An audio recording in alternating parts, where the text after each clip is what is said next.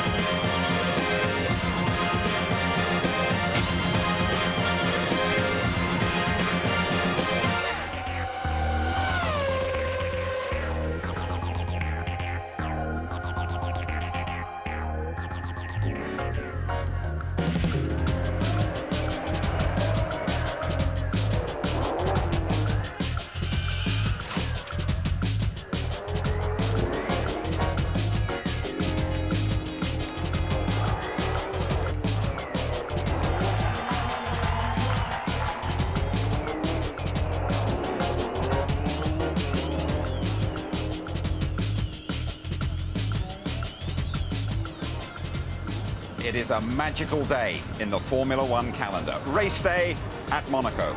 Monte Carlo shimmering in the midday sun. The current track temperature is 41 degrees. Hello there, welcome to ITV's superb rooftop studio. There seems to be a Ferrari around every corner in this place. Thousands of Italians have popped across the border. Lots of Germans here as well, all hoping that the modern Mr. Monaco, Michael Schumacher, can win here for a fifth time.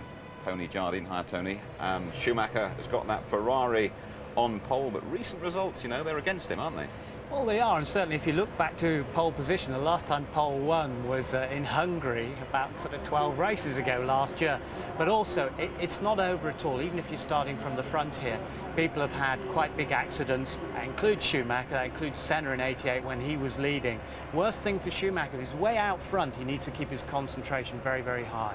Yeah, David Coulthard, he went pretty well in the qualifying session. He starts on the second row. He approached the session in great shape, wasn't he? Quickest in the morning practice. Yes, yeah, and he's been consistently fast. He was very disappointed not to get on the front row, but we watched this footage from in-car. We'll see some a little bit later. It's absolutely mind-blowing.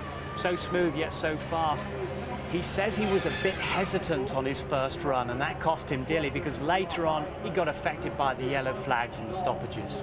Nigel Mansell used to say about this place, if you're going to win here, you have to scrape the maker's name off the outside of the tyres, and Mr. Schumacher did just that. Well, we've seen Michael Schumacher giving 110% as usual, but just look at this at Portia. That's where he crashed, by the way, in '96. Look at this, big power slide. He was on new tyres. He kissed the barriers. He said, that's all right, you can do that here, but that wasn't a sort of kiss. I reckon it was more like a love bite.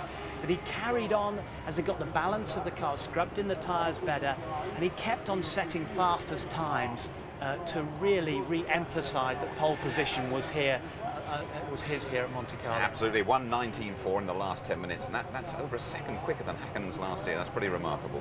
It is, but tyre technology being what it is, the aerodynamics, the engine, they've got a special, more powerful engine for qualifying. They went with lighter calipers, thinner discs. They put all the thicker, more sturdy stuff on, ready for the race. And in case Schumacher's don't do any love bites again with the Armco, they've got the heftier suspension in place. McLaren will do the same. A few minutes time, we're going to pop into Jarno Trulli's apartment. He's doing a spot of cooking there for his teammates, but I mean, Jordan cooked up a great dish here in qualifying, 2 in the top 4, Trulli on the front row and Frentzen 4th. Well, it's the best qualifying position for Jarno Trulli and for Jordan here as well. Now, this guy is Mr. Fitness as well. He's running the New York Marathon later on this year. He's well into his racing. That's all he concerns himself with. He hates life outside the cockpit. He loves Monte Carlo, and Mugen Honda gave them a nice qualifying engine as well, and that car's very, very nimble. He wants to get off that line ahead of Michael Schumacher.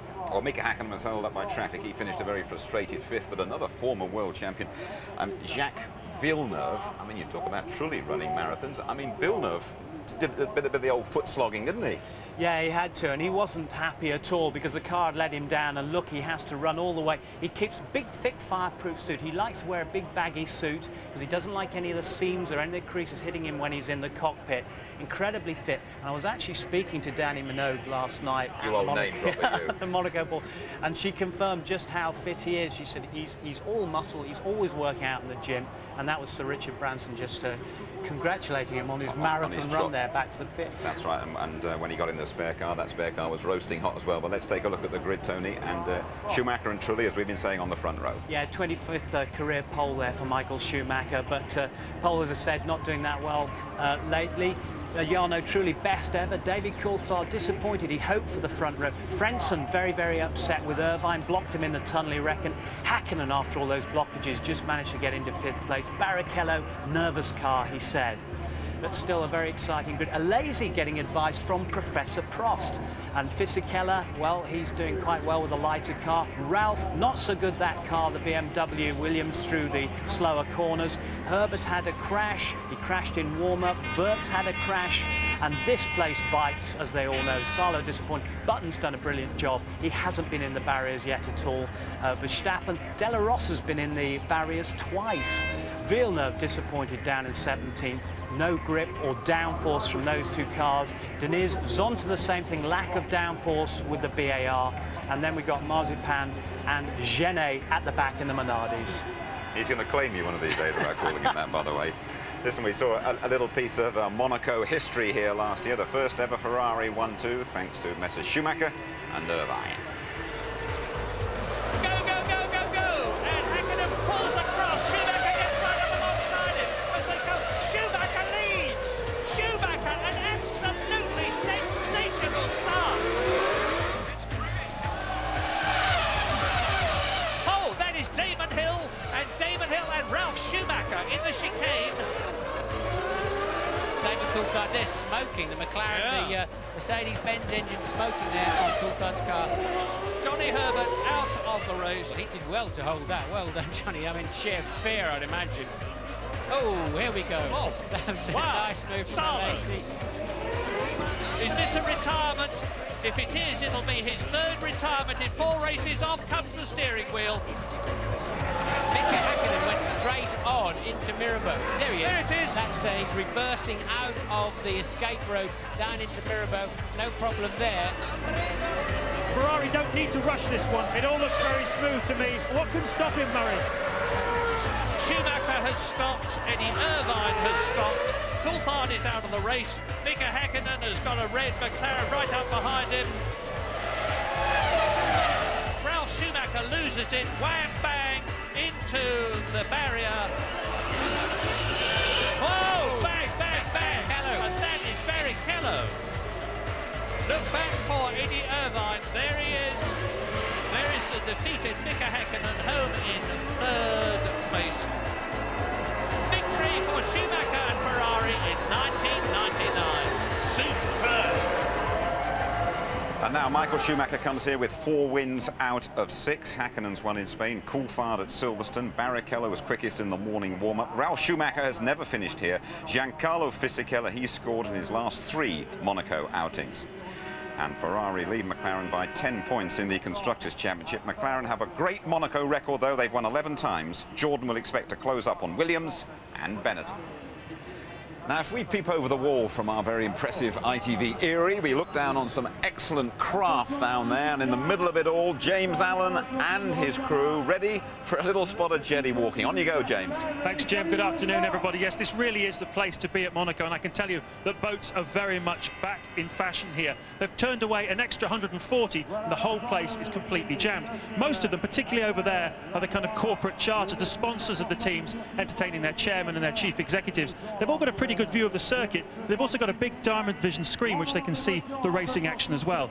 Now, boats are very much a must-have accessory for drivers and team owners. Michael Schumacher has a boat called Gina Maria after his daughter. Jean Alesi's boat is called Grand Prix, and this here is Eddie Irvine's boat, Anaconda S. Been a lot of life on there, as you can imagine. Some big parties this weekend. He spends a lot of time on that boat. And over on the other side is his old friend Eddie Jordan, has that boat there, and he tells me he's got another one on order, even bigger. They're all trying to get one they can land a helicopter on, apparently. Can you believe it? But the creme de la creme is over there. Flavio Briatore's boat, Lady Blue. He only uses it for 2 weeks of the year, and the rest of the time it's available for charter. Just 53 grand a week, I'm told. Bit steep for you and me, Jim, but I reckon Tony could probably help us out. Well, I don't know about that, James. I mean, that should buy us 10 minutes in a pedal around here, shouldn't it, I would imagine. Right, we're not going to take you around the harbour now. We're going to drive you around the circuit. It seems the slowest circuit of the year. It's the shortest one, just over a couple of miles, ever since they staged the first Grand Prix here back in 1929. This place is accepted as the ultimate driving test. Those barriers will bite you if you're not very careful. It's Martin Brundle to talk you around. David Coulthard is at the wheel. Are you ready for a lap of the Monaco Grand Prix circuit? You're on board with David Coulthard in the McLaren. Down the pit straight, built up to 170 miles an hour before trying to find a braking point for Saint-Devote. Down to just 70. Clip the curb on the inside, a little confidence lifter, and then watch the barrier on the outside. Now you're climbing up towards Massenet, flicking through the small S's, over the top of the hill at 160 miles an hour. Now hug the inside. The barrier will come out to greet you, a little bit of understeer. You just passed, and the second part of Casino, back end going light, and now down to the Mirabeau. Just 40 miles an hour. Try and pick up the rain gully on the inside. A bit of understeer there for Coulthard, and he catapults into the Grand Hotel hairpin. Just 25 miles an hour, full lock, and again hard on the throttle over the pavement. You're heading towards Poitiers. Stay within the confines of the new tarmac. Don't hit the barrier on the inside. Get the power on early as you disappear into the tunnel. It's quite a right-hander in there, but on the exit you're doing 180 miles an hour before braking downhill into the new chicane. Abuse those curbs. It pulls the back end of the car around nicely and points you down towards Tabac, 140 miles an hour. Just brake lightly down to 95. The car will slide from the front towards the barriers. Now hold your breath. You're doing 110 miles an hour before you brake down into the second part of the swimming pool. 70 miles an hour, thread the car through. Then a left-hand kink towards La Rascasse. Difficult to slow. You're downshifting at the same time. Once again, full lock. The inside rear wheel will spin. The car slides around a little bit into the last corner, just 45 miles an hour. There's the straight again. A great lap, just an average of 90 miles an hour, but doesn't it look much faster? Last British driver to win here, Jackie Stewart, way back in 1973. No doubt, though, about the surprise packet of the weekend. It has been Jarno Trulli and that Jordan team. Trulli starting alongside Michael Schumacher on the front row, the best qualifying performance of the 25-year-old Italian's career. Trulli, like so many of the drivers, now lives here in Monte Carlo. We joined him as he cooked up a little treat for his Jordan teammates.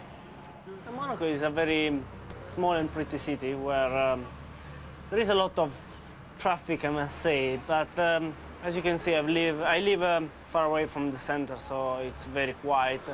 And there is just the only Monaco beach is right in front of my house, so when it's nice weather, I can go out, go straight to the beach and just relax myself. This time I'm spending some time with my mechanics, which you know, are in some way one of my best friends, because I see them most of the time on the track. I spend a lot of time racing and testing, so I see them very often. Hi, Danny. Responsible in the front of my car. Chief mechanic, Nick. I enjoy to cook some pasta or the food, especially for a friend of mine. And I just want to show them that I can do something good apart driving. I hope so. I love cooking, and I do normally everything by myself. And don't like very much to go out and to the restaurant in Monaco, because actually the cuisine is French cuisine. Cuisine is not even Italian. It's half and half. Do we have any beer? Do you want a beer? Do you want a wine? That'll do nicely, thank you. So the first thing to prepare this plate is to have a chicken, then to split it in several pieces, and then prepare the potatoes. We have to dress this dish with olive oil and some wine, because gives to the chicken and to the potatoes a very good taste. Yeah? Yeah, red wine. Yes, please. That's for you. So what do you make? Some pasta. Yep. With this tomato, basil, olive oil. Everything. And then some chicken, potatoes in the oven. Multi-talented. Jarno Trulli pasta tasting experience. Ready? First one is ready. Yep. Just a moment to bring you something. Stuart, have ours first. Yeah, you. You have to eat it straight away when it's hot, otherwise just stick. I did try twice actually this dish before to offer you this kind of lunch. I've done this all for you because a friend of mine came last weekend to visit me. So I call up home and say, send me some different bottle of wine, good wine, because I have my mechanics coming. So I just want to impress Stuart. Well, Nick actually said if the food's crap, we won't do the wheels up for the race. So. I already told him he's like Jamie Oliver, Mark II, naked chef. Don't you think he could, when he retires, he could have a job as a TV chef? Ready, steady. That'd be good. You have the Quick. Tell us about the New York Marathon, Jarno. Your marathon is 5th November. I think 1 week after. 1 week after. 1 week after Malaysia. What, the weekend between? I think the Sunday after. Normally every training, with bike, running, everything. Yeah. When you go cycling, then where do you go? You ride to Italy or? Go to Nice, go back, and then I climb up to the mountain. On the top. When you climb the mountain, it's from the beginning to the end, so just like this. So yeah, the last race, I gave you a race briefing. Yeah. I told you to go to the first corner, do a left and head straight towards Tesco's. You know, what went wrong? Fisichella, you know, somehow you managed to reverse into him. I don't quite know what happened, but you know, explain. I did try, but unfortunately I didn't succeed. I will try it next time, okay? Excellent, that's what I like to hear. Anyway, yeah, it was a fantastic meal. Thanks very Thank much. you very much. I look forward to the next race briefing on Sunday morning. Okay. Well, they're not too sure about the paper plates or the plastic cutlery, but they must have enjoyed the meal, though, because a touch of pasta power subsequently put Jarno Trulli on the front row.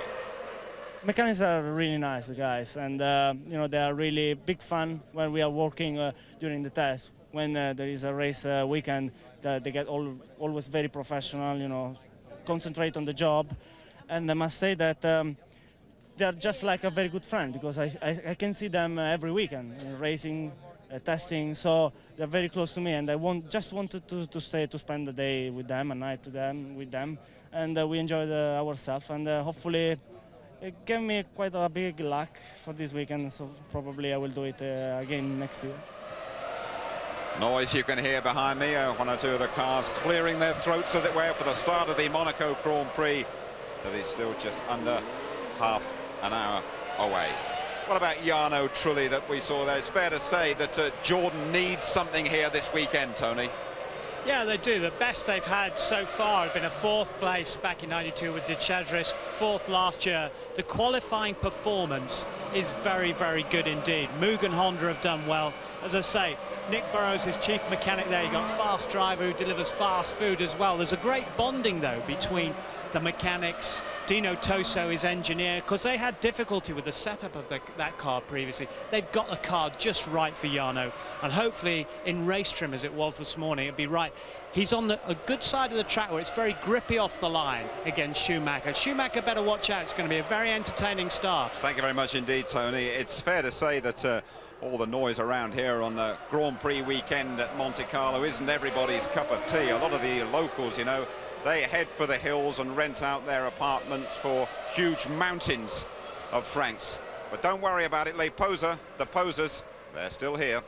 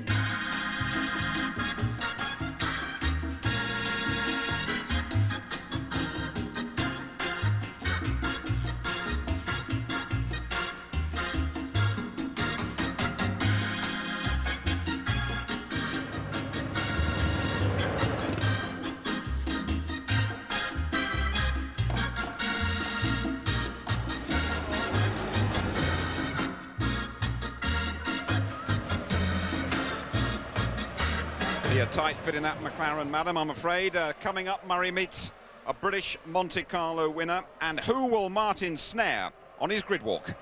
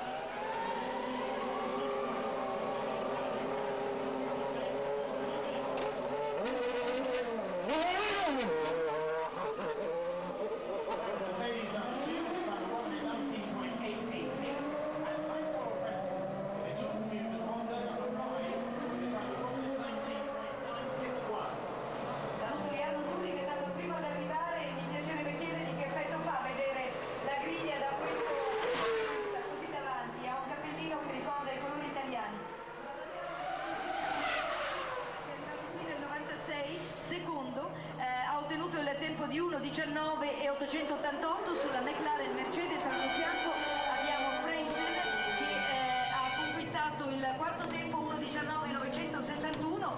Prix è arrivato quarto nel 96 e quarto nel 99.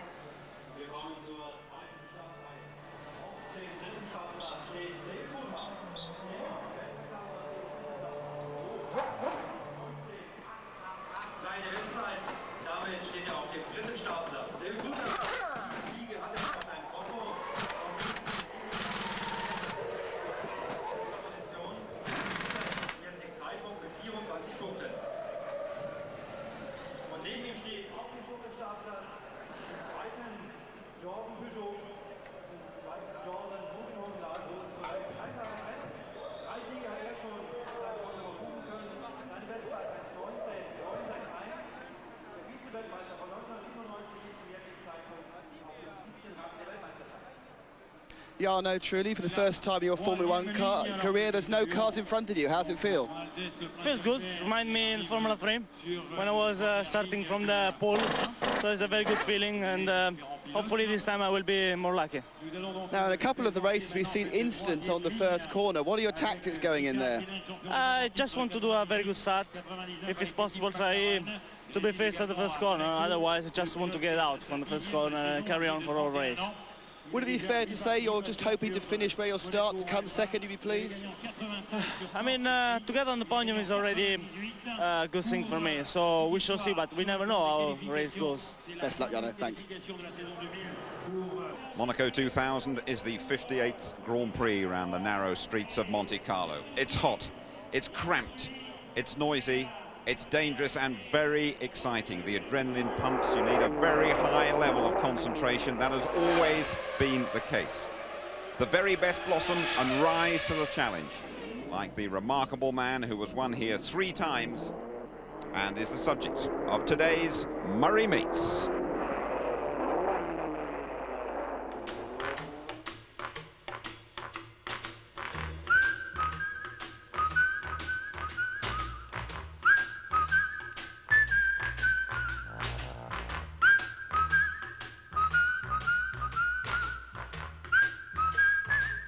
Do you think Grand Prix racing these days is better, worse, or just different? Different. I think it is far more sophisticated. I think what they achieve with these cars is remarkable. I think the sporting side of it has gone, which I think is a great loss. I don't think it hasn't spoilt the racing, but it's spoilt being part of it. I mean, when I was racing, it was really fantastic fun to be in there taking part. But I don't think today it's quite like that. I think you make up the bank balance. Do you think it's too professional?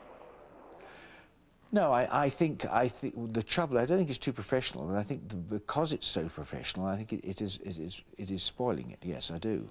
But that's because the technology is so good. It isn't because racing's bad. It's because they've made the cars so good, in the same way as they have aircraft and so on, that it just doesn't give them the opportunity of demonstrating, as a man like Fangio could, his skill.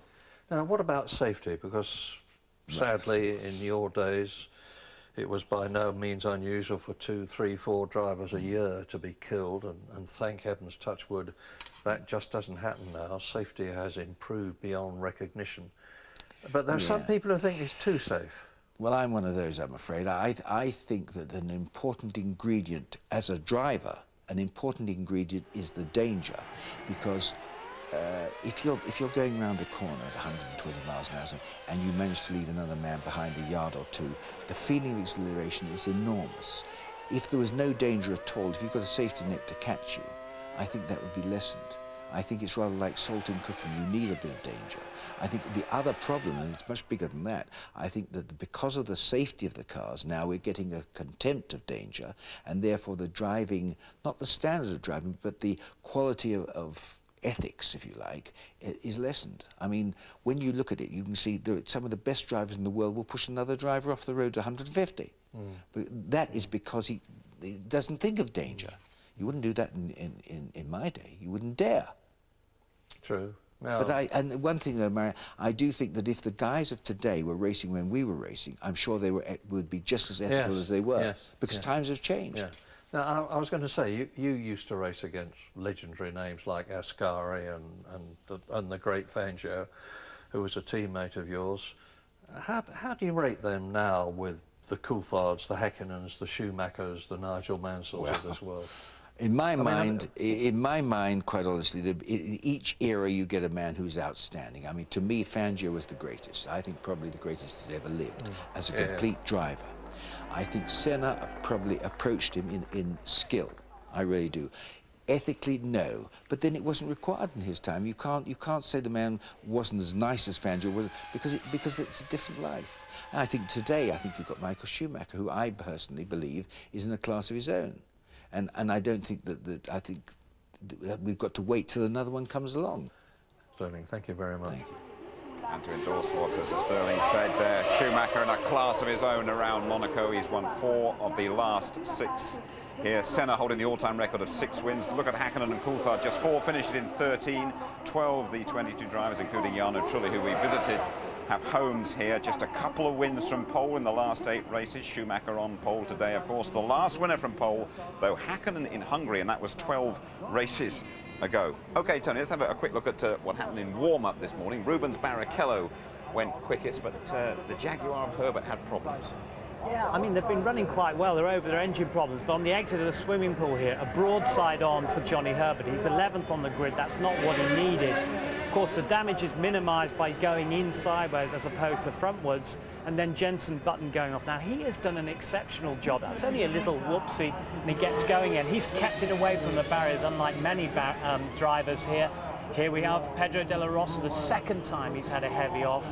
And the first one was in qualifying at La Rascasse. Just shows you how the grip levels change, how easy it is to get offline, pick up dirt, and off you go into the barriers. Absolutely. OK, let's hear from some of the drivers now, shall we? Starting with Michael Schumacher, whose Ferrari is on pole. I think it's important to be in the first row, honestly. Whether you're first, you're second, that doesn't really matter, as we have seen last year. So that is my view of it. I must say I'm really happy and satisfied because it's very hard, this track, for the driver, for the car, and it's good for the mechanics and the team because, you know, we had a very tough season, beginning of the season, but now it seems getting better. I wanted to be in the front row at least, but it's still possible to win from there. You know, a lot can happen in this track and we'll be okay. We obviously have a good car here, we find a good setup. Jan and me, we like the track. The car is changed a little bit, obviously, but you know, it's a little bit like on the rain. I know I have some possibility on this circuit, and I try very hard. Big 14th isn't really that good, but I think I've got the pace, and the car has. Obviously not to be up with the Ferraris, Jordans, and McLarens, but it's got a bit more pace than I've shown today, really. Just for the last run, you know, I was able to get the proper lap time, and even that was a struggle because there was oil in the last corner. Looking for the championship, it makes you a little bit optimistic. This fella finished 2nd behind Michael Schumacher. What was it, 1994, wasn't it, Martin? Nice to see you behind the mic down there, ready to go, but I reckon this is the circuit you want to drive, don't you, above any other? I did, I loved it here, but there's a lot of people here also love to watch this sport. I thought normally we get a lot of movie stars here from the Cannes Film Festival, but that's long over. And well, I'm really shocked. I thought they came just because they love Formula One, but obviously not. But still, look, show them Andy, show them the people here have got a fantastic view of the start line. They can see exactly who gets away well or who jumps the start, whatever. But I have to say, doing a grid walk on this grid just terrifies me because every time I turn around, you can see absolutely nothing.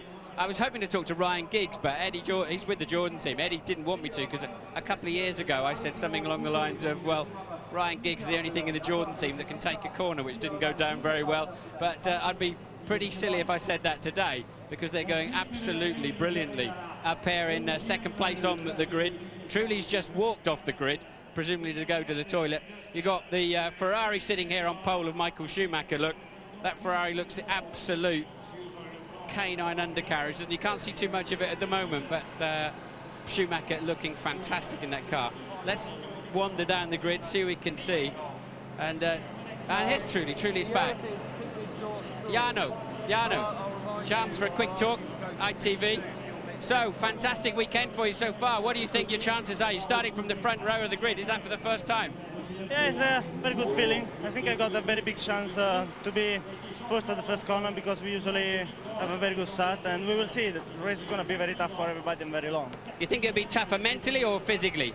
On both sides, because the track is very narrow, very tight corner, can be, you know, slippery. So we really we need to have a very high concentration. So for once, you don't have to look at all of the other cars to know when to go. You can just watch the lights and concentrate on your own start. Have a great race. Thank you. Okay, so there's Jarno looking, I have to say, a touch nervous. Now, another man I wanted to talk to was Bernie the Bolt, but I haven't seen him at the moment. I'll have a quick word. Here's Ron Dennis. Ron, have you got time for a talk? You got Mika back in 5th, David in 3rd, not where you wanted to be on the grid. Can you do anything about it? Well, the first thing is to survive the first lap and then play to the right strategy. I think it's difficult to win from back there, but not impossible. It really depends on the outcome of other people's races. In a straight fight, I think we can come 2nd and 3rd with a bit of help from other people's bad luck. Maybe we can still win. Yeah, I know you'll die if you're 2nd and 3rd. I know that's not normally in your vocabulary, but have a good race anyway. Thanks for talking to us. I think I saw, amazingly, a little man wandering about over here. Here he is. I think I dare interrupt him. Bernard. Well, you flogged off half of Formula One, but you're still sort of cruising around here like you own the place still. My wife sold, or the trust sold half, not me. I've got nothing. I'm just a poor guy trying to work. Well, but I need to know, because my friends here, they want to know that we're talking to the absolute tip-top people, you know, so you're the man still, yeah? I'm making out I am, even if I'm not. Oh, yeah, well, we all do that. So you... Exactly, that's what I was just going to say, like you. So you flogged off half of it. Which half's yours then, the left-hand side, the right, or do you just the front? I think it's I'm always on the right. You're always on the right and in the right, I've no doubt about that. So I tell you what, I saw a car park over there that was so waterlogged that people are coming in by boat. Do you think they get called in by the FIA for waterlogged car parks? Absolutely. I mean, it's terrible. It's all water out there. Yeah, it's shocking. I heard next year's British Grand Prix is going to be between Christmas and New Year, so the ground is nice and frozen, yeah? You have more lakes, you want more water, because you've got used to, you know how to deal with it now. Everybody knows how to deal with water. Listen, we've got to throw back to the studio. Thanks, Bernie. See you. Two poor guys trying to earn a living down there. There's a great car park. I can't get over that one. Jenson Button ready to go in his first Monaco Grand Prix.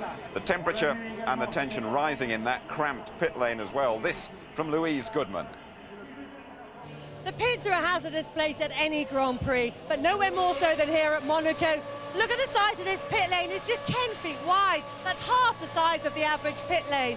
Now, the drivers are restricted to 60 kilometres an hour when they come in to refuel. It's normally 80 kilometres an hour, but even so, the whole process is fraught with dangers. Now, James Robertson is the operations manager here at Williams. James, this must be a really tricky race for the mechanics. It's obviously very difficult. I mean, it's very dangerous. We've got guys working here only a sort of metre away from the cars that are speeding down the pit lane, and in the background 400 litres of fuel sat in the fuel rig, so all very close, very dangerous. They've just got to pay a lot more attention, have they? Got to be very, very aware, and as you see even on the other side of the pit lane here, we've got one car. Normally we've got all the cars together, so we're crossing over from one side of the pit lane to the other, so we've got to be very aware. That really is a very dangerous area indeed. It's time to pull over and have a look. The start of the Monaco Grand Prix, less than 10 minutes away now. Temperatures continuing to rise in this packed harbour at Monte Carlo. Really is a fantastic sight. Stand by for a must-see moment, really, in the world of Formula One. The start at Monaco and that unbelievable charge to Saint-Devote. Michael Schumacher got a real flyer last year, and Schumacher and Ferrari never looked back. The Street Fighters are ready to roll.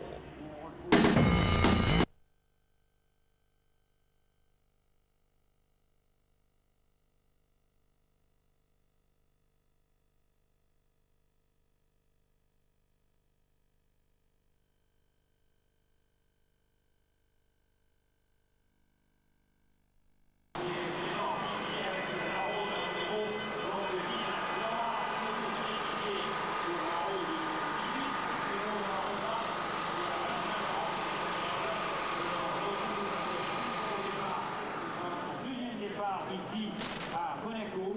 L'année dernière, donc, il n'avait pu terminer l'épreuve. Pedro Rosa, donc, sur la différence 18.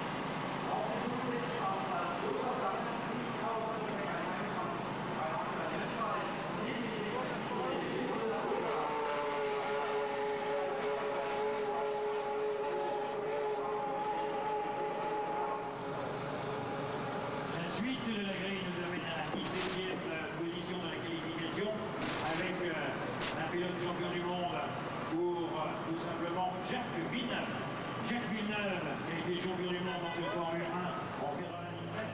On a vu champion d'Italie en 94. Et il est à Monaco, âgé de 29 ans. C'est sa 5e saison de Formule 1. Il est avec l'équipe phare Honda. Au début, vous le rappelez, en 1996, suivant il était champion du monde. Pour le pilote Jacques Villeneuve, on rappellera aussi que son père avait vu la victoire en 80.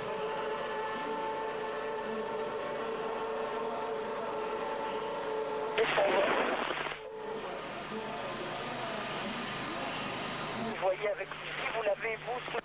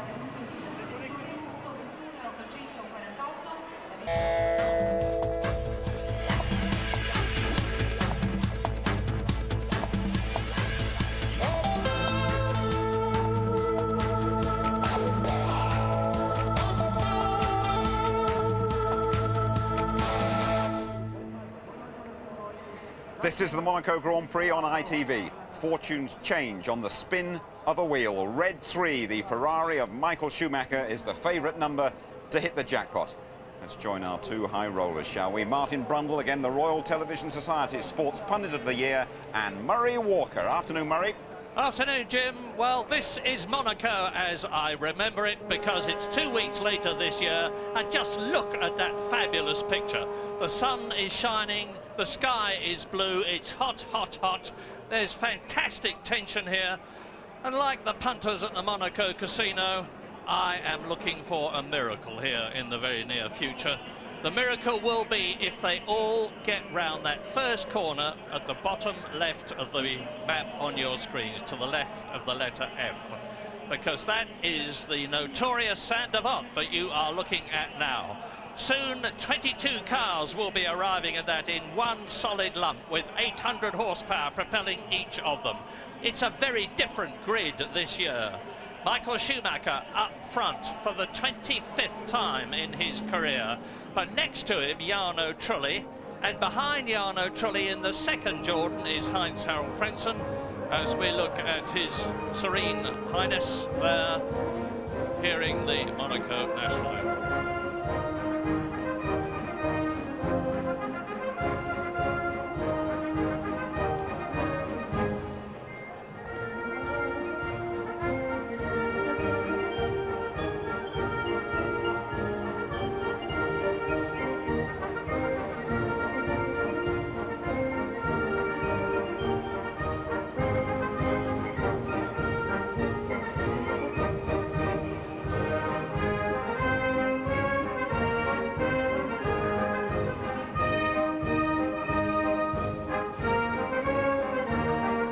So, 77 last week, Prince Rainier, one of the younger fellas as far as I'm concerned. And I was saying I'm looking for that miracle, and they are going to get all round the corner on the first lap, because the tension here is going to be absolutely terrific. It is now, but they need an enormous amount of concentration to last 78 laps of this race. Only 8 cars finished last year. It's tremendously tiring. And as ever, strategy is going to be very, very important. We're expecting only 1 pit stop. But last year, there was a very late pit stop from Heinz-Harald Frentzen. He came in on his 57th lap. And I'm expecting quite a lot of them to come in round about lap 50 on this lap. Agree or disagree? Well, the optimum is just over half distance, so I think Michael Schumacher will be taking that route. He'll be expecting to get into the first corner first and scamper off into the distance. He can't really two-stop because you never know when you might get caught out with a pace car situation and your advantage is eroded as you're trundling around behind the pace car. But he'll certainly be able to have a little bit less fuel on board on the start than the others. I would imagine that the Jordans will be running quite heavy, and that could pose a great problem for the two McLaren drivers, who I believe may well have a faster car in race trim than the Jordans, and then there'll be quite a disorderly queue behind them, I'd imagine, Murray. Yeah, the real problem is the midfield. It's whether people like Jenson Button, who's down at 14th, Mika Salo, Wurtz in front of him, Eddie Irvine, who's in 10th position, even Ralf Schumacher, who's an excellent 9th in the Williams BMW, are going to get round that first corner. Those were the eyes of Jarno Trulli. Here is David Coulthard, third on the grid, and in front of David Coulthard, the Scarlet McLaren of 4 times Monaco Grand Prix winner Michael Schumacher. As I said, it's 78 laps. There is not a seat to be found here. There's not even standing room on the banks just beneath the Royal Palace, which overlook the Rascasse corner and the Anthony No corner. That's turn 17, the last. The banks are solid with people, most of them wearing Ferrari red, because many of them are from Italy, looking for the man you see front left there with his new helmet livery, incidentally. Nearly all red instead of all blue as it used to be in his Benetton and recent Ferrari days. Michael Schumacher with the yellow from the German flag behind. So Michael Schumacher to the right, the yellow Jordan of Jarno Trulli. Behind that is Heinz-Harald Frentzen, and away they go on the formation lap. Green lights, there'll soon be those 5 reds, and when they go out it'll be the start of the 78th Monaco Grand Prix, one of the most historic races in the calendar, the only real street circuit that is left. Yes, wouldn't it be nice to see Jaguar and Jordan have a good day today? I really wish they could get some points and tighten that championship up a little bit and turn it around. But you have to say, there are 3 drivers that have had the pace all through the weekend, the 2 Macca boys and Michael Schumacher. But it was Baron Keller who was fastest this morning, as I know you said earlier, Murray. And I spoke to him, and he's really pumped up. He said the car is so much better, but the track conditions now will be totally different to the 9:30 warm-up this morning. We've got a lot of temperature out there. This race is much later this year than normal, and it certainly has meant completely different weather conditions. You could almost always guarantee you'd have one wet day at the Monaco Grand Prix, but this year it's been glorious. The downside of that is a track temperature that's over 40 degrees centigrade, and there was a quick shot of Coulthard sitting on the line there. They were blowing a fan that's normally used to cool the engine at him, and I know the drivers are getting immensely hot inside the cars.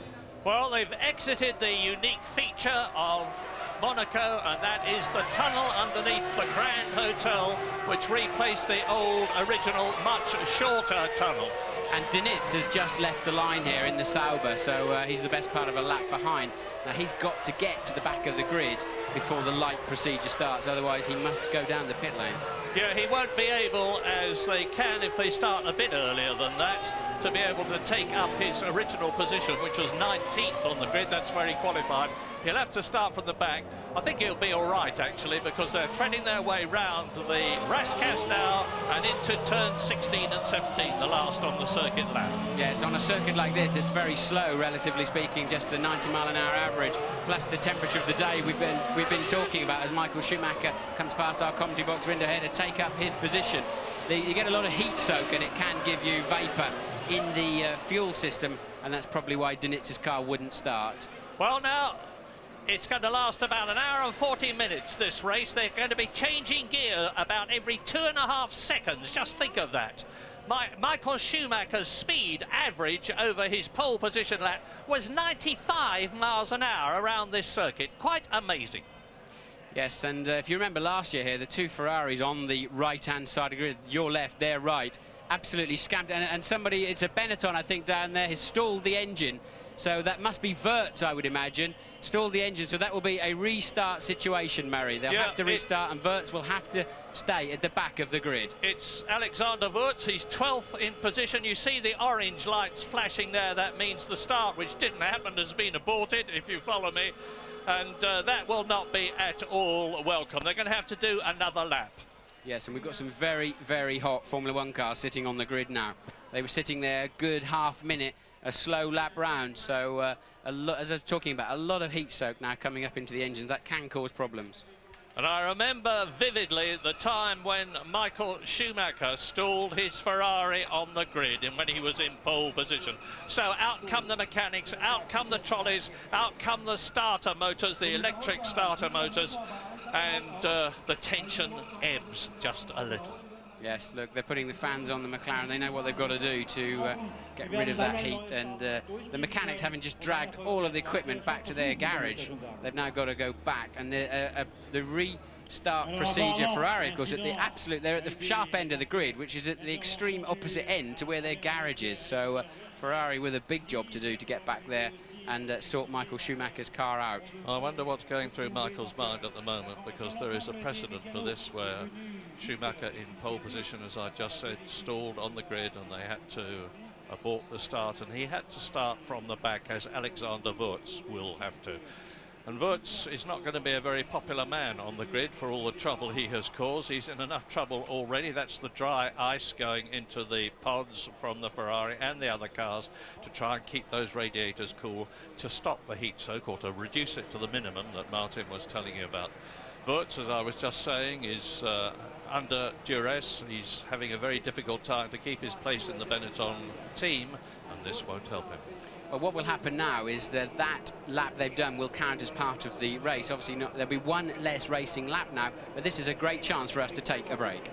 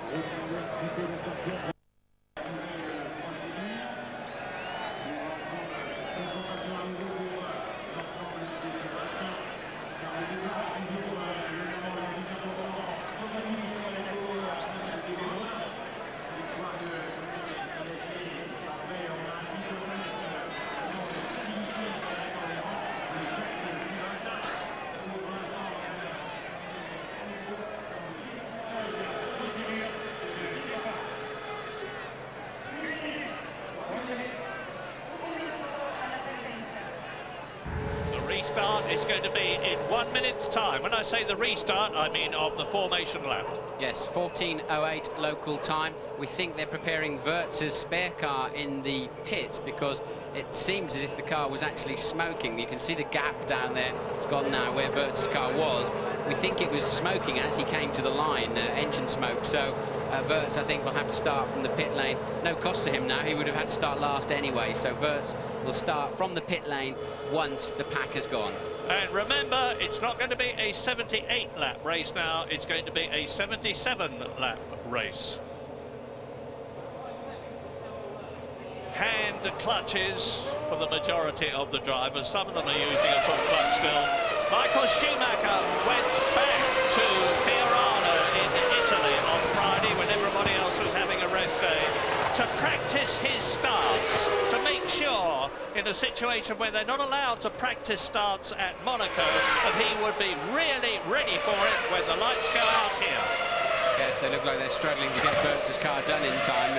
Obviously set up for Fisichella by the looks of it, and they're significantly different in physical size, Fisichella and Burtz.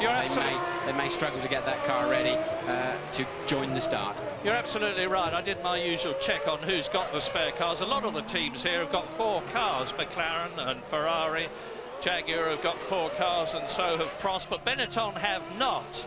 And the car is set up for Giancarlo Fisichella, who's much shorter and stockier than the tall, lanky Alexander Wurz.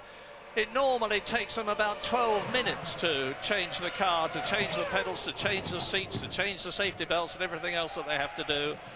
I think they'll probably be all right. But now you see the pits are being filled up. The pit lane is being filled up because the circuit itself has been vacated.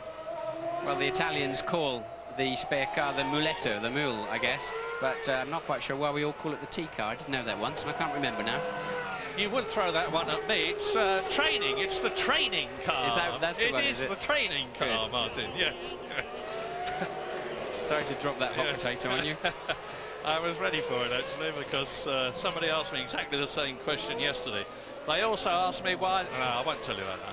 Because they're coming through at the end of the formation lap, the second formation lap, for the start of the 77-lap Monaco Grand Prix of the year 2000 Y2K, with Michael Schumacher in pole position, with Jarno Trulli, who said, and you heard him, I make a good start and I would hope to be leading into the first corner.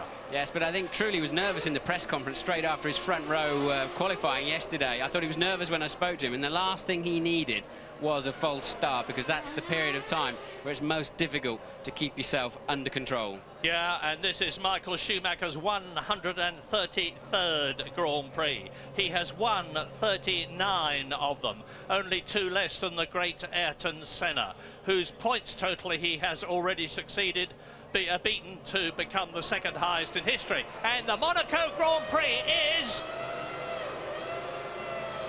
Go, go, go! Schumacher gets away. Trulli slots in front of David Coulthard, and the grid order is maintained with Heinz-Harald Frentzen in 4th position.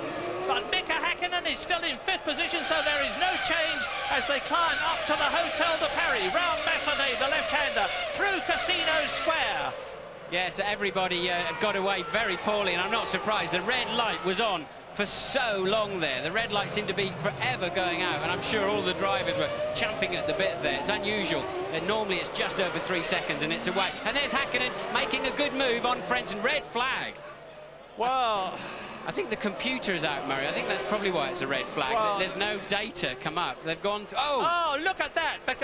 Well, this is the worst possible thing that could happen at Monaco. First of all, we get an aborted start. Then we get the computer sticking and the race restarted again. Now we've got this kerfuffle, and let's have a look and see what it's. The 2 arrows, you see. That's Jos Verstappen in the orange arrows, who was nerfed from the inside there. Now, by Button, I think it was Jenson Button gave him a little tap on the back wheel there as they went into Grand Hairpin there. So, but we've got no data on the computer at all as they've gone through the various sectors on this lap, and I suspect there's been some kind of power failure. I can't... Certainly the red flag was out long before this little car park. Well, the whole of Formula One, like the whole of our lives these days, seems to be controlled by computers. The cars trip a computer mechanism as they cross the line so that we all get their times and the gaps in between. And in many ways, the old way was the best, but not here today. Well, they're going to have to send men out with starters. They can't haul all of those cars off the track. They'll have to switch the cars off. They'll be fried in about a minute, which they've already had much more than parked there at Grand Hotel Hairpin. Nobody got away well. I think everybody was surprised just how long the red light stayed on. Ralph, a reasonable start there, but sort of general chaos. They did well to all get through the first corner, but if they're still down there at the Grand Hairpin, they'll have to switch the engines off, and they can't just crane them off the circuit. They'll have to send men out there with starters, I would have thought. Well, if Jarno Trulli was a bit nervous, you thought before, Martin, he's going to be even more nervous now.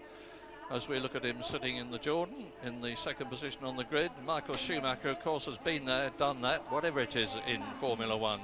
and he's a very cool, calm, collected customer anyway. Well, there is the Jordan being...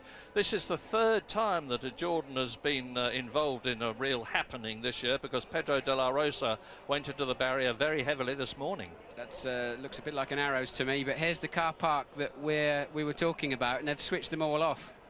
They had to, as I said, the engines would just melt, and I really think they should allow the mechanics out there to start those cars up. David Coulthard climbing over the barrier. Yes, I'm sorry, an orange Arrows that was being craned off the circuit. And the Arrows team has had a very tough time here altogether, because Verstappen's been off. You can see the blower there pushing cold air, because there's an ice box there as well, pushing cold air into the engine compartment of Schumacher's Ferrari. Yeah, it's because the overflow system on the radiator system is just like your road car. It'd be a total loss system if they get any expansion, and obviously they can't get that water back in, can't get any water back in. In fact, at this point, if they're declaring a restart, they can't add anything to the car whatsoever, certainly by way of fuel, or change the tyres. But I'm going to be very... This is an unusual situation, I have to say, but I'm going to be very surprised if they basically make those drivers abandon those cars. That's Genet's car that you're looking at now, the Minardi of Marc Genet, who's straddling the cockpit. You can see his left leg is out and his foot is on the ground, his right leg is in the cockpit. There's a Prost down there, there's Jenson Button's car, there's the Sauber in the background. Behind the Sauber there's one of the two BARs, and then finally Mazzacane in the second Minardi. News from James Allen. Yeah, Murray, I'm down here in the pit lane, and there seems to be a lot of confusion. I've talked with Ferrari and McLaren. They have no idea why this race was stopped before the incident at the Lowe's hairpin. I'm now with Eddie Jordan. Eddie, can you shed any light on this? Well, it has to be that incident, because I can't believe that that incident wasn't already reported back. There's no other reason for it, and you know, perhaps in hindsight it looks as if there's no way the race could have continued. The place is completely blocked, and that's the only reason that I can possibly imagine as to why it was stopped. But the way we were looking at it, the red flags were up before the accident happened, Eddie. I'm sure. I think that's just a matter of I think if you actually got your time switch out and had a look back and replayed the action, you'll find them there's absolutely no reason for the race to be stopped, and that's why they would have done it. So let's talk a little bit about nerves now, Eddie, because your driver's on the front row, you've got another one on the second row of the grid. Obviously you're pretty keyed up before the start. You've had an aborted start and now a second restart. How are they feeling right now? Well, I can only imagine that they are very uptight, just want to get this thing started, because it's not helping anyone, it's not helping the viewers, it's certainly not helping us here in the pits, so you can imagine what it's doing to the drivers. It's also not helping the engines. The ambient here is extremely high, and there is no air flowing around the circuit, and what's actually happening is that you get this air that's very, very weak and very hard for the drivers. The adrenaline is going to play a big part in this race, and the fitness of the drivers is going to be key. Okay, we're looking at a replay of this incident. It's obviously a huge blockage. Back to you, Murray. Well, you can see what happened there. Jenson Button, the right-hand wheel, front wheel of Jenson Button's Williams, went in between the two wheels, left-hand side of Pedro de la Rosa's Arrows. I'm right opposite now, Jos Verstappen's Arrows, which is 15th on the grid. Pedro de la Rosa was 16th on the grid, and his car isn't here. You've seen it craned off. So if they've got the third Arrows ready, and remember it was virtually destroyed this morning and they've got no replacement, they haven't got four cars here. There he is running in. He will have to turn out in the car that's been rebuilt since this morning, and that is Jenson Button running in. So Williams have got four cars here. I think Eddie Jordan was probably right. I think the first we saw of that incident was as a replay and not real time. And there were certainly no red flags hanging out at Grand Hairpin before as they had that incident on the corner there, so that could well have been the red flag situation. But there certainly was no computer information up here, and we get the same stuff as the teams by and large. And also I'm very surprised that red light was on so long on the grid, so maybe there's other problems as well. And there's the drivers all having to scamper back. We're going to find out what's happening. We'll be back very shortly.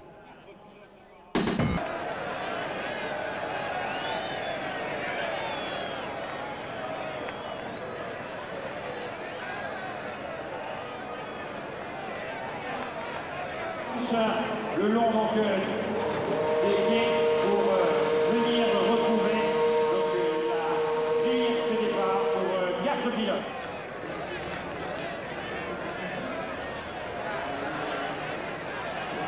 Il y a la Félix qui va certainement encourager tous ces pilotes.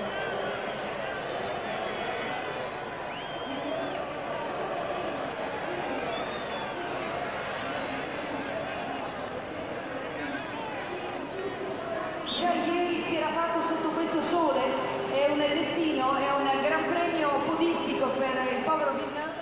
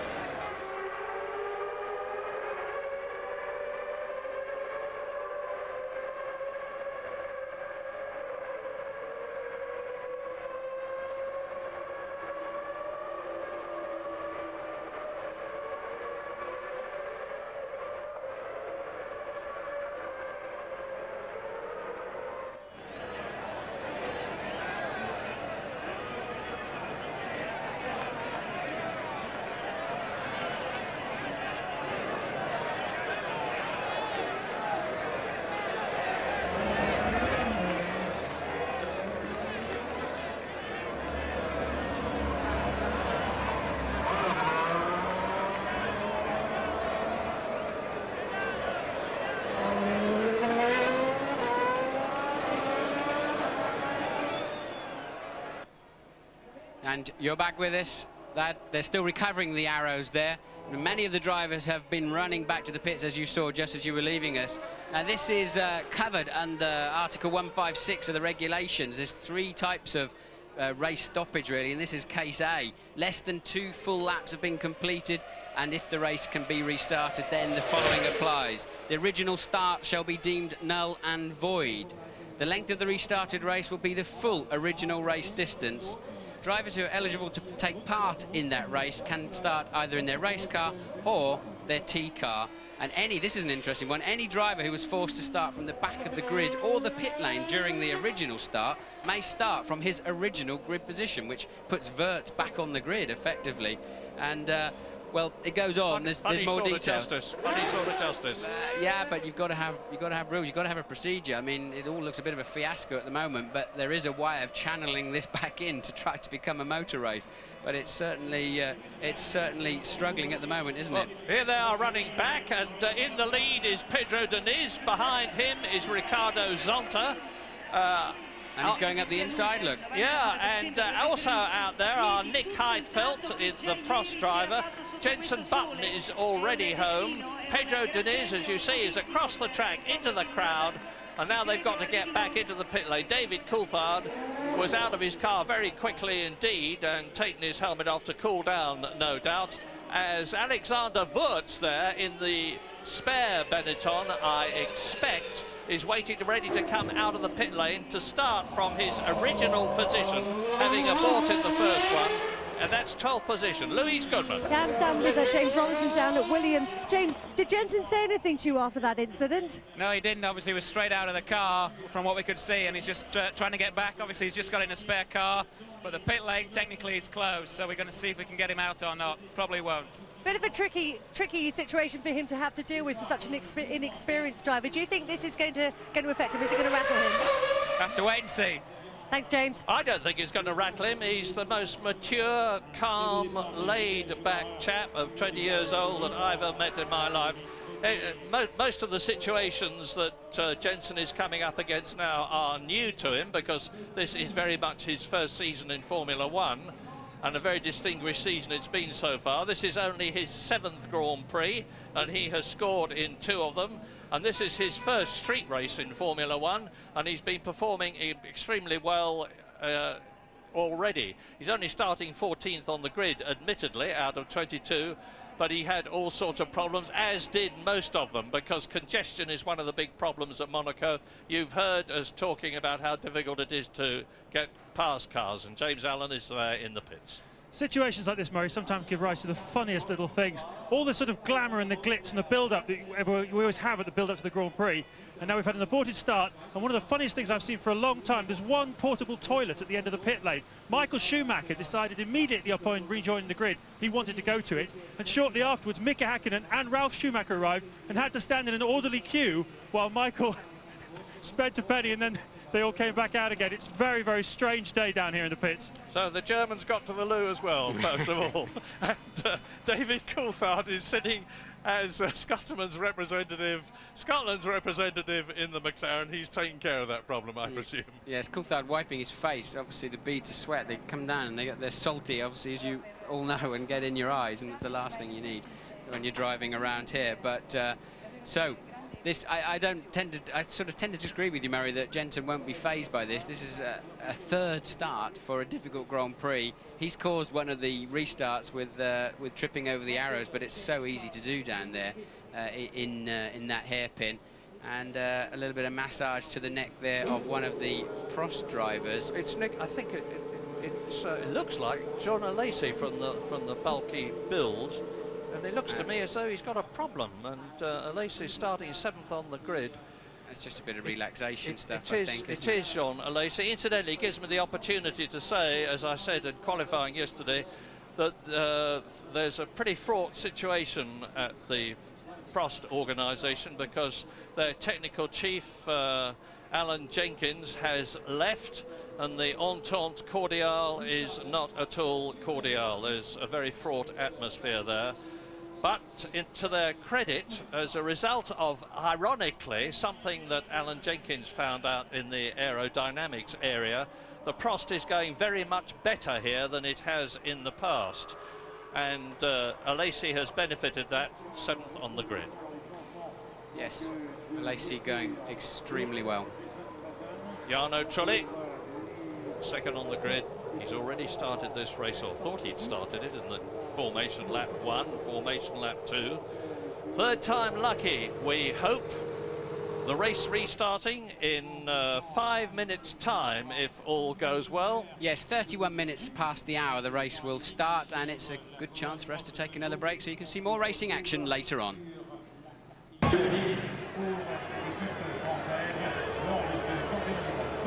Au départ donc de cette 10e épreuve de la saison, et plusieurs bandes de terrain. Et nous sommes à la 653e épreuve du championnat du monde depuis 1950.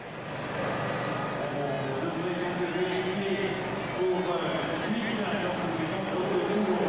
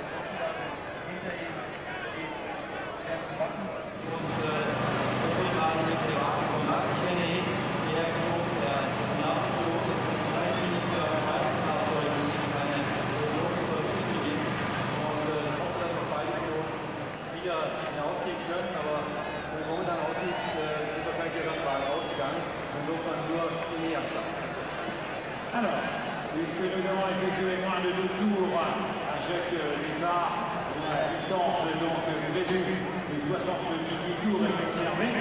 Ici donc pour la distance de... The 3rd formation lap will be starting in about 3 minutes' time.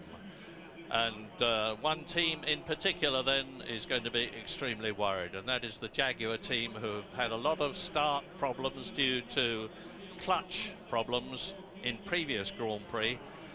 They've taken off twice already this afternoon. Now they're going to have to do it a 3rd time, but it's going to be pretty tough on everybody. It certainly is. The regulations are absolutely clear that the length of the restarted race will be the full original race distance. It certainly used to be the case where you countered that false start lap, but we're in a red flag situation. We're not in a safety car situation.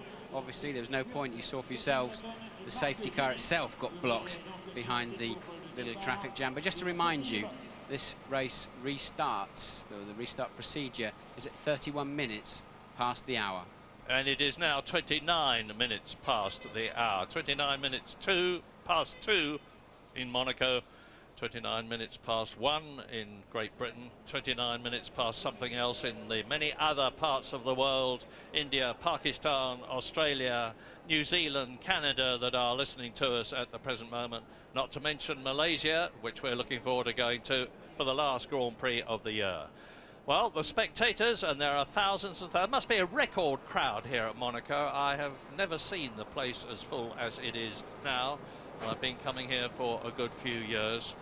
They've already had 2 lots of excitement, and they're about to get a third. We're coming up to 30 minutes past the hour. 1 minute to go to the start of the third formation lap.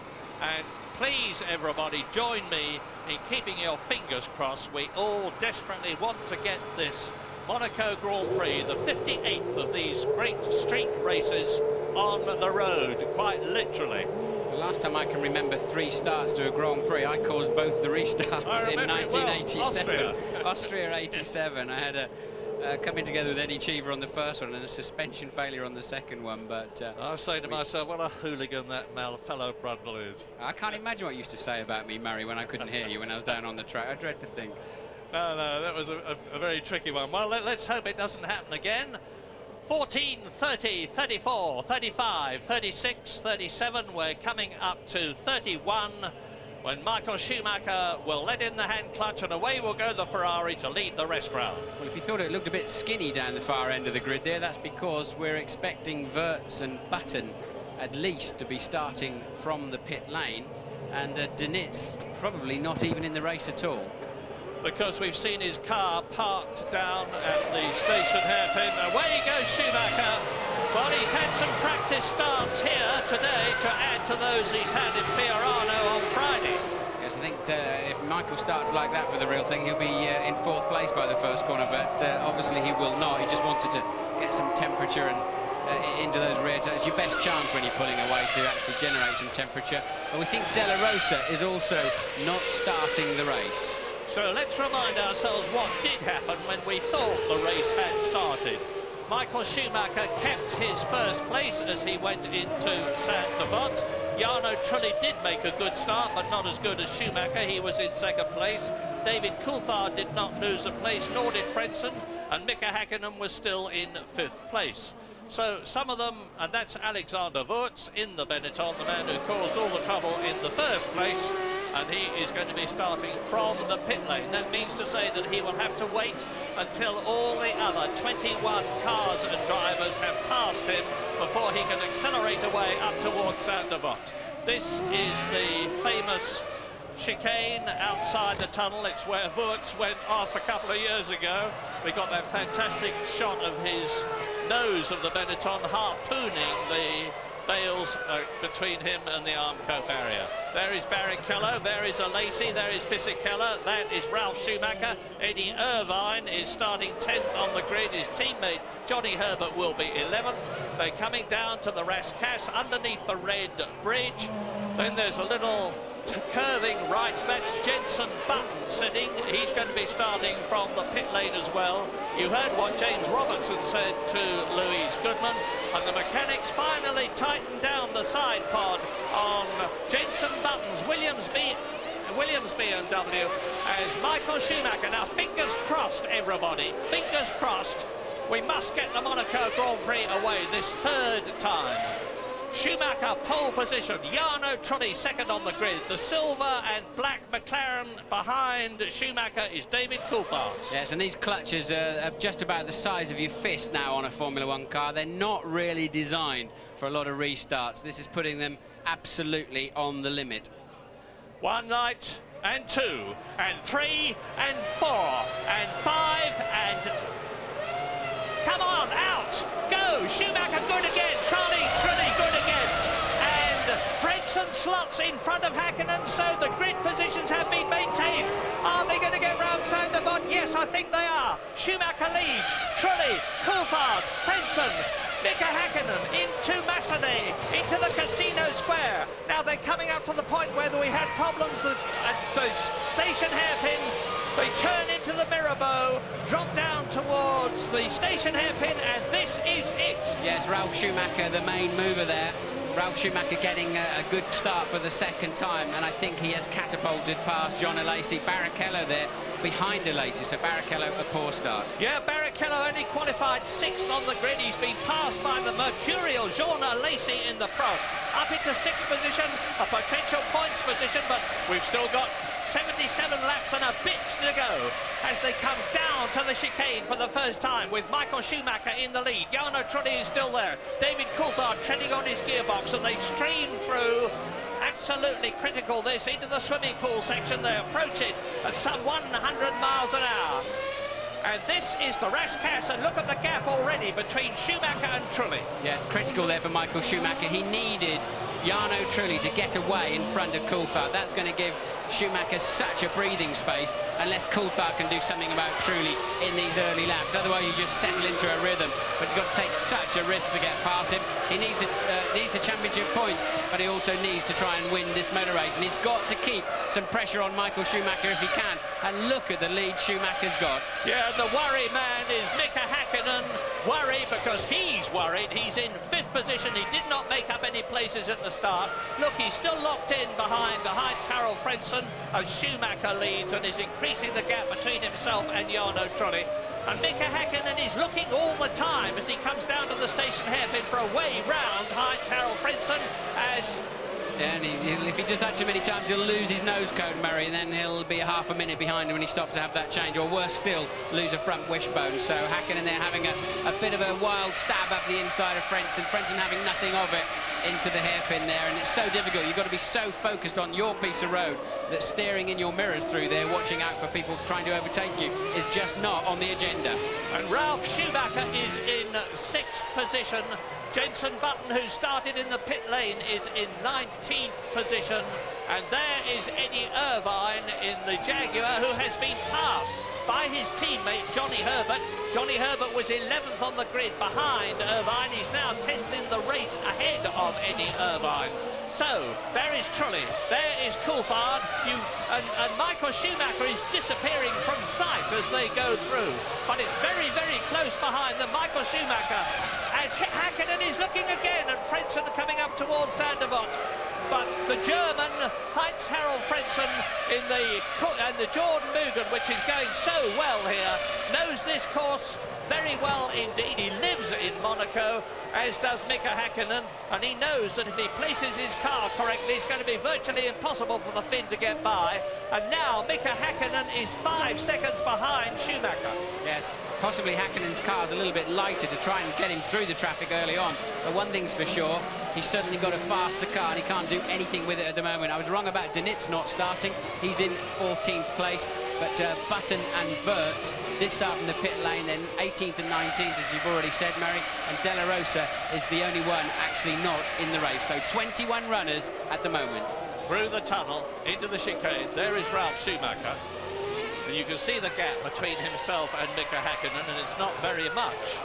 As Jean Alesi follows Schumacher in 7th position, ahead of Rubens Barrichello, who has lost 2 places. Very disappointing for the Ferrari driver, because he qualified in 6th place. He was fastest in this morning's warm-up, declared himself happy with the handling and the balance of the Ferrari, but never, in spite of that, he has lost 2 places in this race.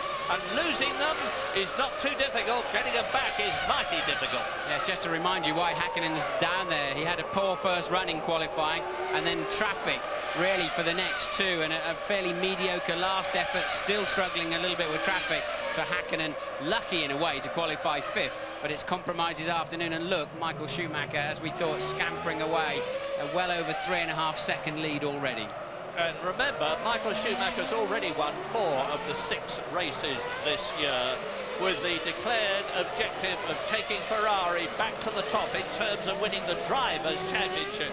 which they have not done since Jody Scheckter did so for them in 1979. It's been a long, long haul, and there's news from James Allen. Yes, this is just what McLaren feared, not least because they got Jarno Trulli in front of him, but more importantly, he's the only one of the leading gaggle that's on the super soft tyres. And what we've seen throughout the weekend is that they go off, they understeer terribly between the 2nd and the 7th laps of running. So this is going to mean that Trulli's going to hold them up even more, while Schumacher is able to pull away. It's exactly what McLaren didn't want for that reason. You can see how close it is, and here are the top 10 on lap 4 out of 78. Schumacher leading by 3.5 seconds. Jarno Trulli is second, half a second ahead of David Coulthard. And there they are. 4th is Frentzen, 5th is Häkkinen, 6th is Ralf Schumacher, 7th is Jean Alesi, 8th is Rubens Barrichello, 9th is Fisichella, Johnny Herbert is 10th, and Eddie Irvine in the second Jaguar is in 11th position. Jenson Button is still down in 19th position. Coming up the hill towards us, it's Frentzen and Häkkinen and Schumacher and Alesi, and then Barrichello. Here is Michael Schumacher, 4 times a winner at Monaco.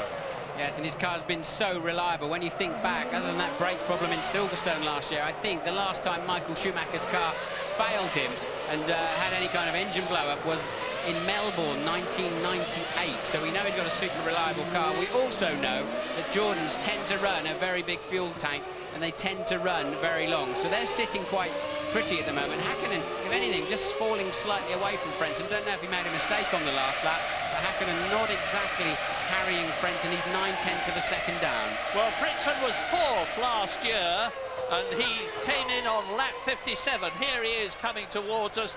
Häkkinen can do nothing about him, nor can Ralf Schumacher, Alesi, Barrichello, Fisichella, Johnny Herbert you just saw coming towards us in the Jaguar, and we're on lap 5, still an enormous distance to go. The crowd has settled down.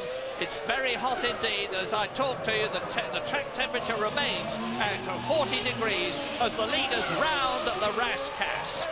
Now, Schumacher is putting up fastest lap after fastest lap. He's just gone round in 1 minute 24.3. The fastest lap last year was 2 laps quicker. Mika Häkkinen. Dream scenario for Michael. He took 1.5 seconds out of the opposition on the last lap, 2 seconds out of Frentzen. So Michael with the track to himself, the car working beautifully. He's just enjoying himself. As far as he's concerned, there's nobody else around this afternoon. It's a private test at the moment. Yeah, and it's not as though he is a new boy. Far from it. He made his first sparkling appearance in 1991 at the Belgian Grand Prix, driving for Eddie Jordan. That lasted 1 race before he was snaffled by Benetton. So he's very much a veteran now, and 4 times the winner here. Well, Coulthard's got to get closer than that to have any chance of overtaking Trulli, but then he's really got 2.5 opportunities. One's coming out of the tunnel into the new chicane. The other is after the casino down into Mirabeau.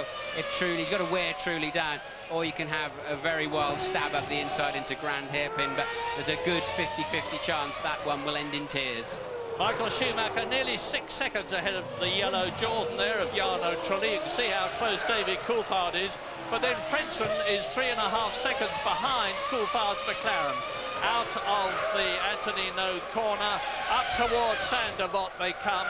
Frentzen has got Häkkinen snapping at his gearbox, but the Finn can do nothing about it. Ralf Schumacher coming up the hill towards us in the BMW is in 6th position. But this race is a long, long way from being finished. We're on lap 7 now, another 71 laps to go.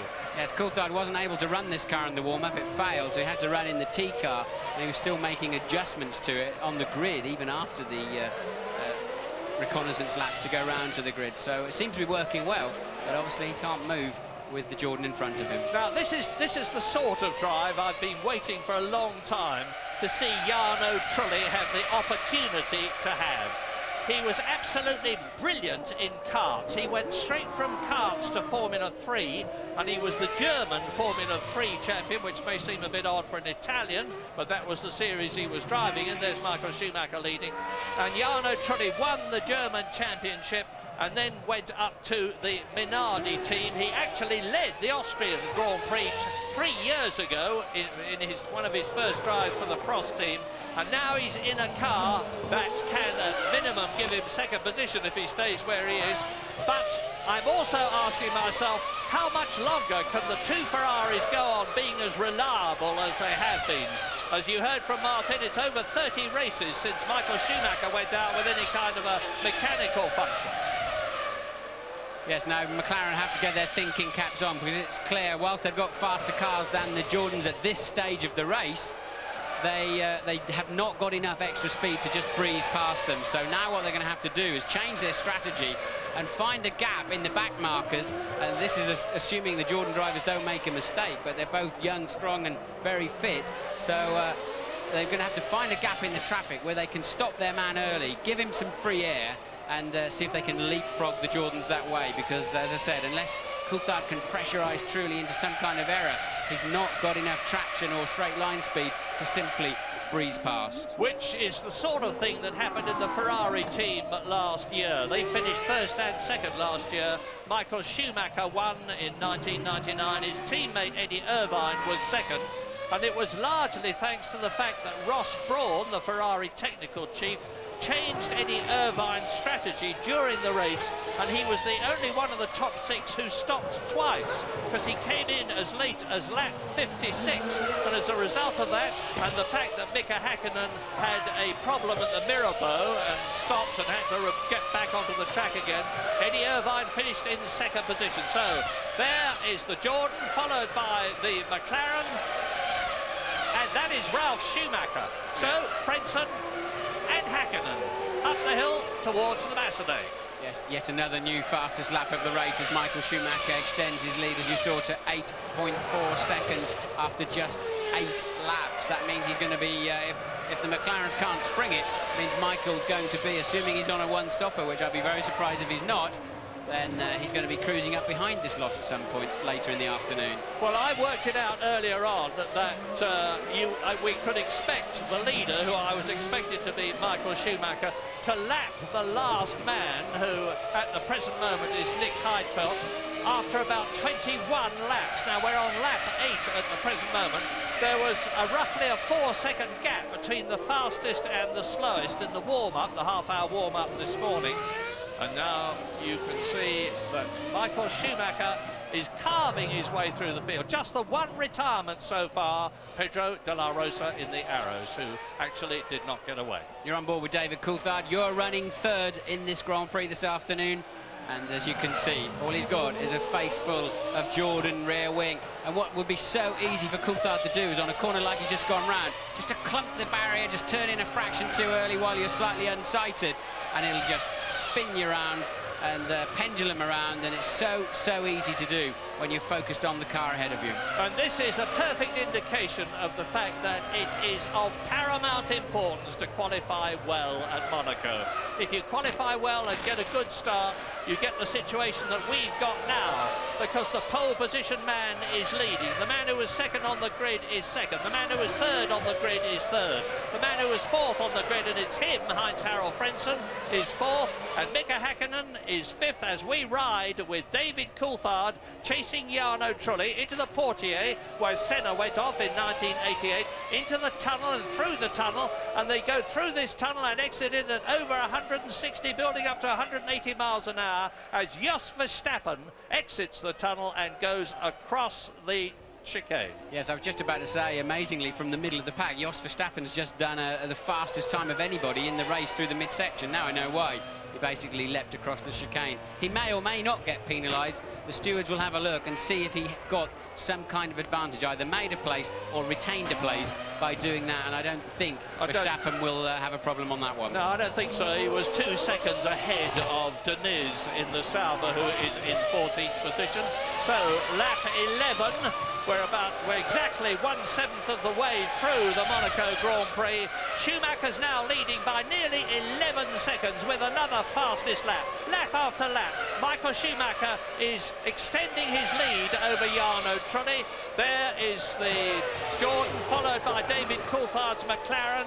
Then there is a gap of 3 seconds before the Frentzen and Häkkinen battle arrives, followed by Ralf Schumacher, who's a second behind Häkkinen. Alesi is still 7th, Barrichello is still 8th, Fisichella 9th, Johnny Herbert is still ahead of Eddie Irvine, and Herbert is 10th. Yes, Michael Schumacher's done a new fastest lap for the last 6 laps of this motor race. we all need Coulthard to pass that Jordan, if only to give us a race this afternoon, because Michael's just going to be running and hiding. Well, this is a very, very long World Championship. This is race 7. There are 17 races in the championship. And remember what happened to Michael Schumacher at the British Grand Prix last year, when he had just lost the leadership of the World Championship to Mika Häkkinen. But at the present moment, Schumacher is running away with it. He's 18 points ahead of Mika Häkkinen, and Schumacher is on a possible 10 World Championship points at the moment. Häkkinen is on a possible 2 World Championship points at the moment. So if things stay as they are, and I don't suppose for a moment they will, Schumacher would be extending his lead over Mika Häkkinen by a further 8 points. And it would be looking very grim indeed. Now that is Johnny Herbert and Eddie Irvine just deciding he's not going to make the chicane, and I don't think he would suffer. I don't think Verstappen's going to, and I don't think Irvine will either. Yes, it's very easy to take that decision to scamper across that no man's land. There should be big spikes in there that stops him going across it. It's too easy to take the soft option there. Yeah, the lines, those red and white lines at the chicane, not at the hairpin there, but at the chicane, are just painted on the ground. There was a time when they actually had a raised wooden structure, and if you thumped that, you were in trouble with a puncture or a broken wheel or broken suspension. But they thought better of it. They just painted the lines on the track, and as you've heard from Martin, if you cross the chicane, you benefit, that is, you pass a driver, you will be penalised. You can see they're running wide there quite deliberately, but if you just nip across and you don't gain from it, you are not penalised. Yes, but if they perceive that you would have lost a place because of your misdemeanour, they nailed a Formula 3000 driver yesterday for he didn't gain a place, but surely he'd made a mistake and managed to keep his place somehow, so he got a 10-second stop and go penalty, which with a 60 km/h, 40 miles per hour speed limit down the never-ending pit lane here is quite a penalty indeed. And you're certainly not encouraged to do it regularly. So Mika Häkkinen will be a gigantically frustrated man. He's now 17 seconds behind his World Championship rival, Michael Schumacher, tucked in behind Frentzen, with Ralf Schumacher in the Williams BMW, confidently holding on to that 6th position and a points position. Now, where is Jenson Button in the other Williams? The answer is he's still in 19th position. Because although he's riding underneath the rear wing of Gaston Mazzucato's Minardi, and this is the first time too that the Argentine driver has driven at Monaco, Mazzucati is not letting Button through, and as I said earlier on, if you don't get some help from the driver in front, it's going to be virtually impossible to get past. So why, you may say, do they hold a motor race at a place like this if you cannot pass? Well, in fact, most of the Grand Prix circuits these days are very difficult to pass on. The performance of the cars is similar. They're all top drivers, and the big problem is an aerodynamic one. Yes, but you've got to have different styles of racetrack. You can't, I mean, in the ideal world of safety and all of that sort of thing, you'd end up with a long straight and all the spectators 500 metres away looking through binoculars. You've got to have different types of circuit, test the drivers. The qualifying here plays a much bigger part than at normal racetracks, but it's all part of a very special weekend, a very specific kind of racetrack, and it should be in the calendar, no doubt about that.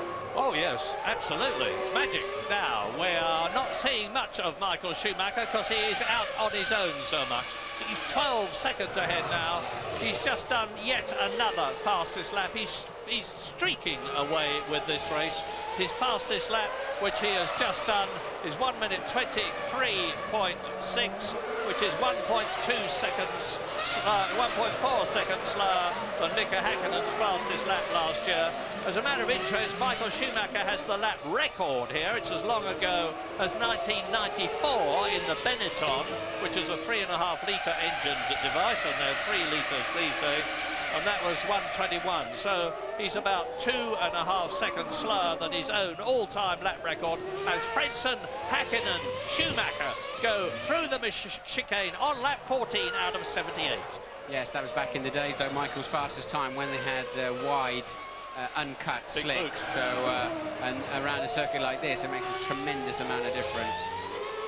So the swimming pool section, and Fisichella is putting on a bit of a charge now.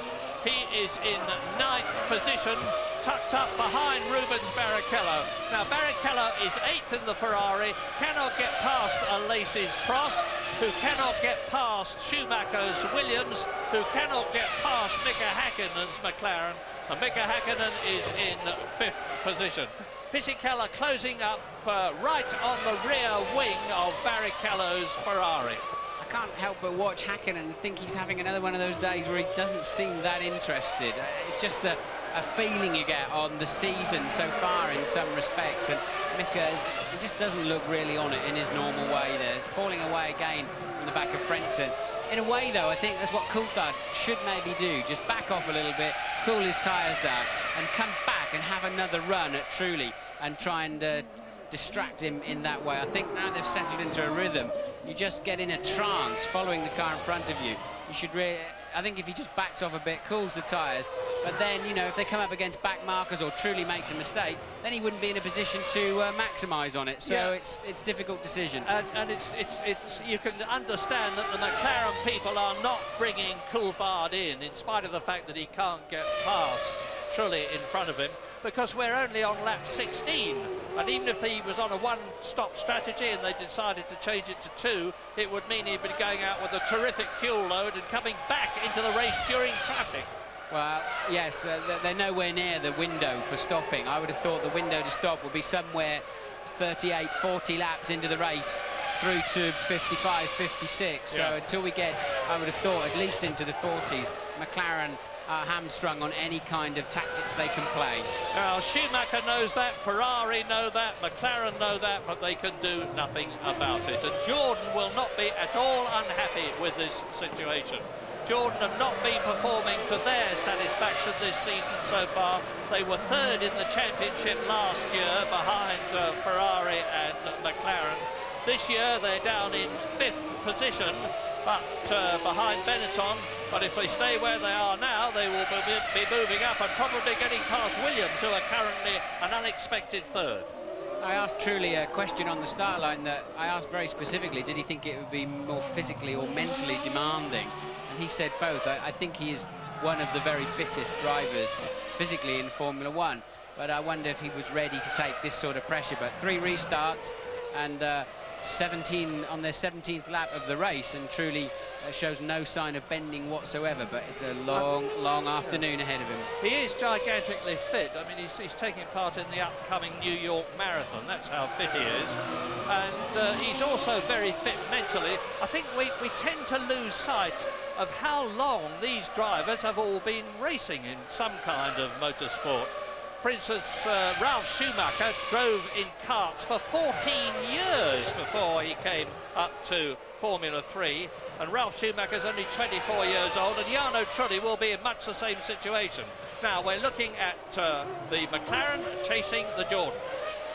Yes, now Trulli is very slow at the moment. He was 1.6 seconds slower than Michael Schumacher on the last lap, and that's allowing the pack, look, to catch them at well over a second a lap. Now Coulthard's going to get a hurry-up call, because he's soon going to have Frentzen, Häkkinen and Ralf Schumacher on his tail, and it's because Trulli just does not appear to have the pace of the others at this stage of the race. With Michael Schumacher leading on lap 17 by 17 seconds. So he's been pulling away at the rate of a second a lap, and he's soon going to be in a situation where he can come in, stop, take on fuel and new tyres and get out still in the lead, which is a racing driver's dream of home. Michael Schumacher then 17 seconds ahead of Jarno Trulli, who's got David Coulthard right behind him. There he is, David Coulthard. Frentzen is now catching David Coulthard. There is the Jordan, and behind him is Mika Häkkinen. So things are closing up nicely, and Mika Häkkinen is putting on a tremendous charge in 5th position. He's really pressuring Heinz-Harald Frentzen. Here he is, there is Frentzen now. There is Mika Häkkinen. They're going round the Massenet. So Jordan leads McLaren, Jordan leads McLaren, Ferrari leads the race, and Ralf Schumacher is 6th. Yes, it looks like they've all sort of had a meeting and said, how can we make this as easy as possible for Ferrari to win this race? because it's just playing so much into Michael Schumacher's hands. He'll be grinning from ear to ear in the cockpit of the Ferrari at the moment. But as you've said before many times, Murray, anything can happen, and it often does. Yeah, and into the pits comes the high wing Williams of Jenson Button from 21st position, so it looks as though he's going to be a retirement. He was 19th, and yeah, this is Button going out of the race, and that's a comparatively new experience for Jenson Button too.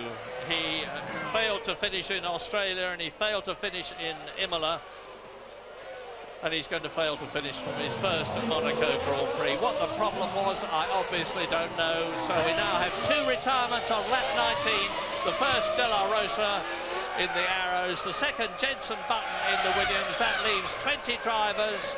Nobody has been lapped yet. Nick Heidfeld in the Prost is 20th and last of the runners at the present moment.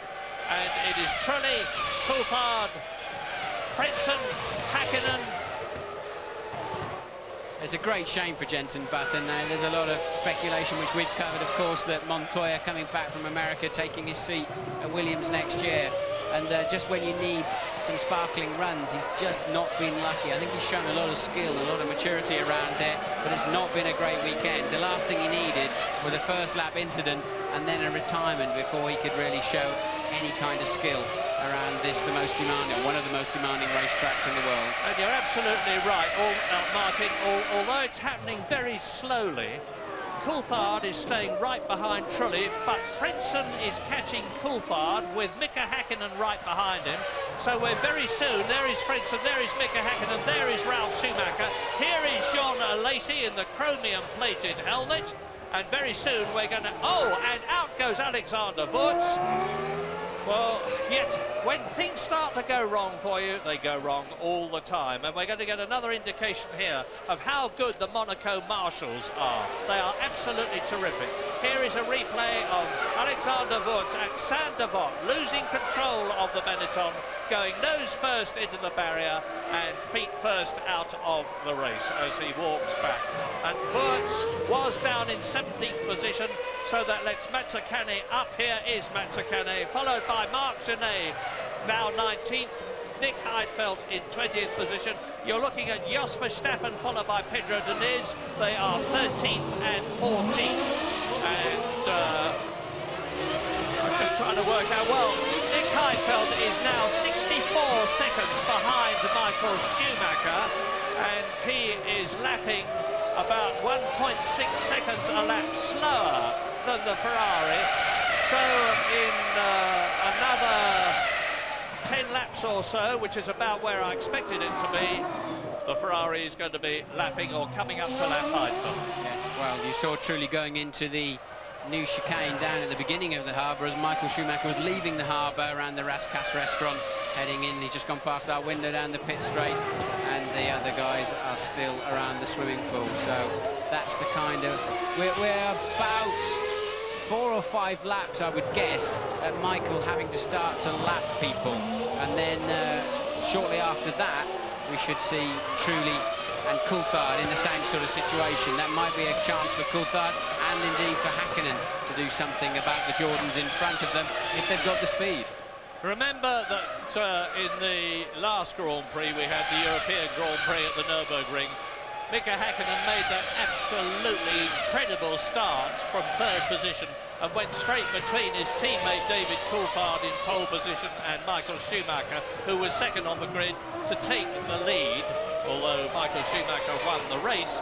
Well, here Mika Hakkinen started well down the field by his standards, because he was only 5th on the grid. He wasn't able to do anything about it at the start, and 5th is where he still is. An increasing margin behind Michael Schumacher, now nearly 25 seconds, with Schumacher continuing to lap at least half a second faster. He's now 21 seconds ahead of Jarno Trulli, who is going well, and he needs to go well because David Coulthard is still right behind him. Hakkinen is still pressuring Frentzen. Ralf Schumacher is still hanging on there. And we're going to be waiting and waiting to see when they first come in for pit stops. We're talking about Trulli in a marathon. Well, they're certainly in a marathon this afternoon. We're only just over quarter distance of the race, so tough afternoon and a long, long way to go, but it's pretty much stalemate at the moment, isn't it? Yeah, I've said this before, I'll say it again, 800 horsepower, these cars. The drivers have got to be, this is Jos Verstappen, followed by Pedro Diniz, followed by Jacques Villeneuve, followed by Zonta. There is Mazzacane and Genet in the two Minardis, and Pedro Diniz leading that lot is in 14th position. I was saying, these drivers are superlatively fit, and there is absolutely, you'll know better than I do, Martin, heaven knows, but there is absolutely no respite at all at Monaco. I think they're a bunch of wussies. We used to change gear 2,700 times around here with a stick and have blood pouring out of your hand at the end of the race, so it's made pretty easy for them in that respect, but for sure the pace is very hot. Yeah, in those days you literally physically had to move the gear lever and coordinate the engine revs and the clutch to make sure that you didn't over-rev and blow the engine up. There is no danger of that happening now.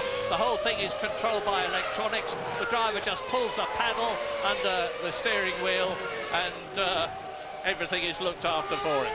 A good grip out there at the moment. I think they've gone through that phase James was talking about where the tyres lose a bit of grip and then start coming back to the drivers as they get nearer and nearer to slick conditions. Michael Schumacher with a new fastest lap of the race. There is the Minardi. Genet, Mark Genet. Yeah, sensibly. If he can just let it freewheel a little bit further, he'll be well out of the racetrack there, and the marshals can quite easily recover that car through the gap in the barrier there, so it'll be covered under yellows. No safety car, no pace car needed there. Extremely expensive jewellery shop just to the left of where he's stopped. I suppose that'll interest him very much. David Coulthard plunging down and having a look to the side of Jarno Trulli-Jordan, who calmly moves across to the right and puts any idea of David Coulthard that he might let through, which he wouldn't have done out of his mind. And you can see that Ralf Schumacher is now in the Williams BMW 6th position, right on the tail of Mika Häkkinen's McLaren in 5th place. Here is race leader Michael Schumacher, and in the all-red look now, red Ferrari, red helmet. The most frustrating thing about those slow corners when you're following a car very closely is the guy in front of you is guaranteed to be on the throttle a car length and a fraction ahead of you. You can't accelerate before he does, you'll run into him. So another Minardi going off at San Devot. Mazzacane, as you can see, so that'll be well and truly out of the race. Look, they've just been ripping wheels off all weekend. It's absolutely amazing how I don't know whether it's just the way they make the suspension now, but they've just been falling off so easily. 4 groove tyres, and there is Marc Genet out of the race. Now Mazzacane is out of the race, there he is. So it's an early bath for the Minardi team and their drive. So now we have got 17 cars left in the race, because De La Rosa is out, Button is out, Wurz is out, Genet is out, Mazzacane is out. 17 left, only 8 finished last year. 55 laps remaining, and I've said it before over the years, but when they hang a pit board out and you see 55 laps to go, you cannot believe that you haven't done at least half distance. It seems, the early stages of this race seems so long behind the wheel, and then it somehow speeds up as you move through the afternoon. There's 4 seconds covering 2nd to 6th at the present moment, 23 seconds first to 2nd. That is a mark of the skill of Michael Schumacher. I've always said that if he gets into a car that is the equal of the McLaren, which he hasn't had in the past, heaven help us, because he'll be on his way, which is... And James Allen has got news from Ferrari. Yes, it's amazing. I'm actually up on the timing wall here at Ferrari at Monaco. I don't stand in the garages, I come with the team up onto the wall, and I'm leaning pretty much just behind Ross Brawn's shoulder. And he said very, very little to Michael throughout this race. It really is something of a walk in the park for the German. He's now approaching the area where he's got the 26 seconds that he needs in order to make a stop and be able to rejoin ahead of the second place man. That's all he needs, with a stationary time presumed of about 8 seconds. I reckon he's going to come in sometime between that 40 and 45, and when he does, it's the same refuelling team that we had at the last race at the Nürburgring. Nigel Stepney, the chief mechanic, is back here, but he's not taking part in the pit stops. Yeah, I had a word with Nigel Stepney, the English chief mechanic of Ferrari, who took on the responsibility of handling the nozzle end of the fuel rig, a very demanding job. and he's got a bit of binding around his leg, but he's perfectly all right otherwise. He's walking well and just getting the strength back, and that's good news. Yes, there were a lot of people in the paddock very disappointed with that situation where Michael Schumacher ran over Stepney, because there's so many of us would like to run him over, and he beat us to it. But I'm only joking, because Stepney, he can be a bit abrasive, can Nigel, but he's a good guy, does a brilliant job for the Ferrari team. But I know they've got a few people to fill in for him, and it's really nice to see him back at the races. So Michael Schumacher is on his 26th lap, 49 laps left if my mental arithmetic is correct, and he's continuing to stride away with this race. It's not so much a question of who wins, provided Michael Schumacher keeps going to his 5th victory at Monaco to match that of the great Graham Hill, as who's going to be second, because things could very well change, because we're getting to a situation now with Jarno Trulli, Coulthard, Frentzen, Häkkinen, Schumacher and Alesi, with only about 4 seconds between them on the track. And things are going to depend on the skill and the speed and the dexterity of their pit crews. When they come in with very hot engines, stop, up go the cars, and David Coulthard and, Mika Häkkinen having a look at Heinz Harald Frentzen will have nothing of it.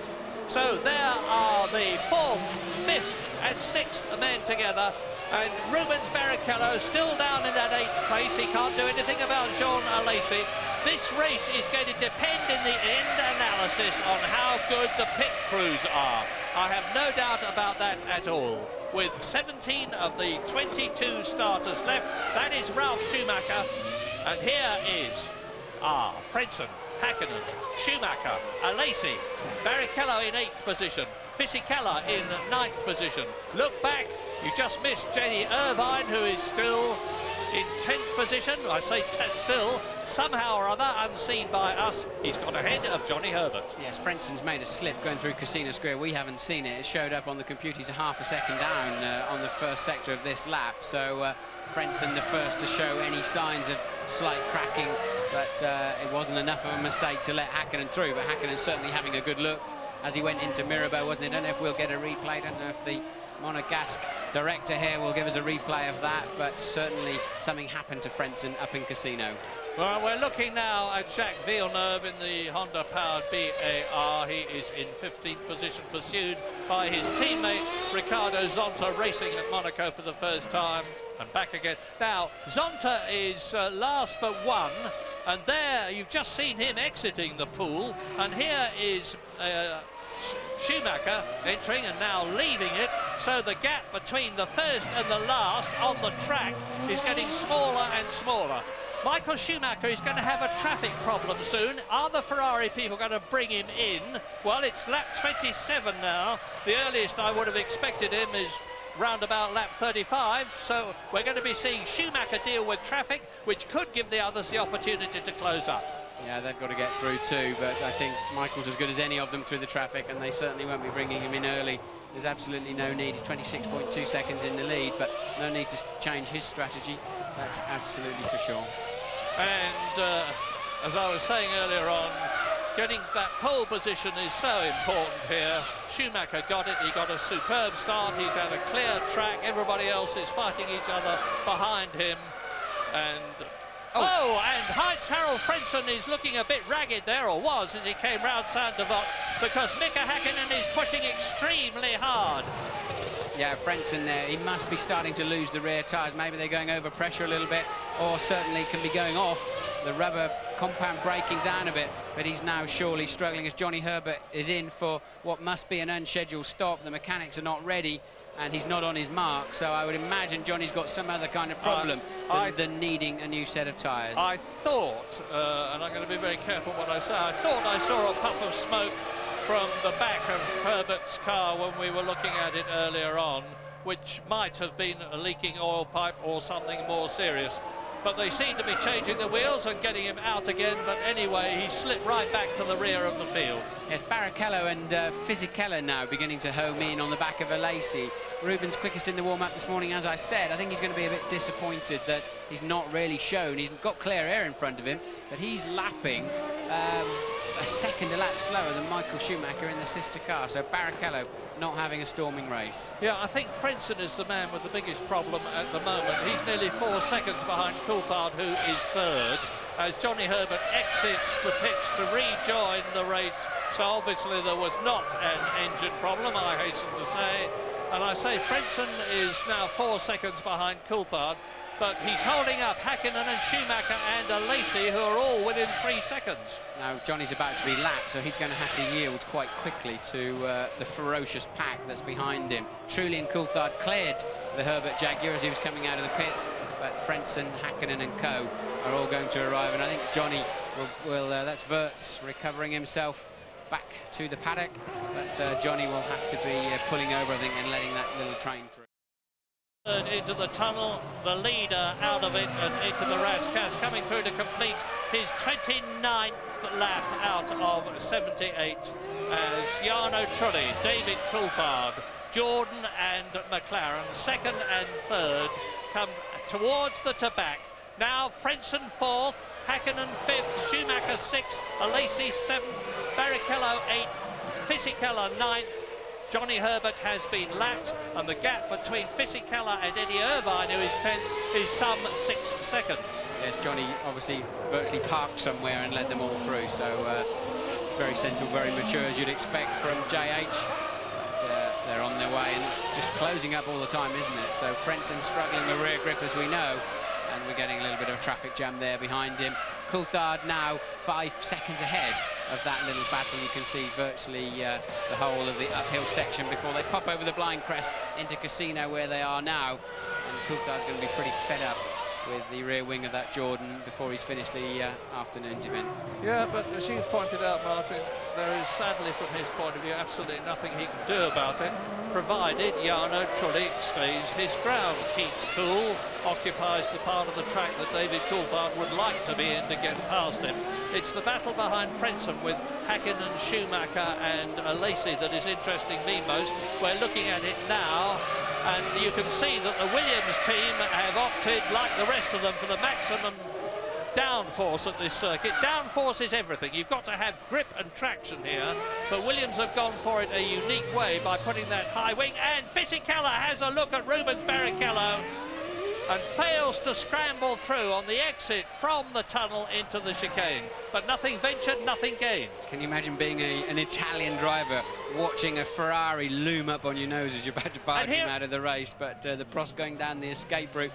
Is that a Lacey or is that Heidfeld? No, I think it's a Lacey, in which case he's lost. There was some sort of kerfuffle between Lacey, Barrichello and Fisichella there, although Lacey was a second or so ahead of the Ferrari. But it looks to me, yes, Rubens Barrichello is ahead of Jean Lacey. He's up into 7th position. He's got 4 seconds between himself and Ralf Schumacher.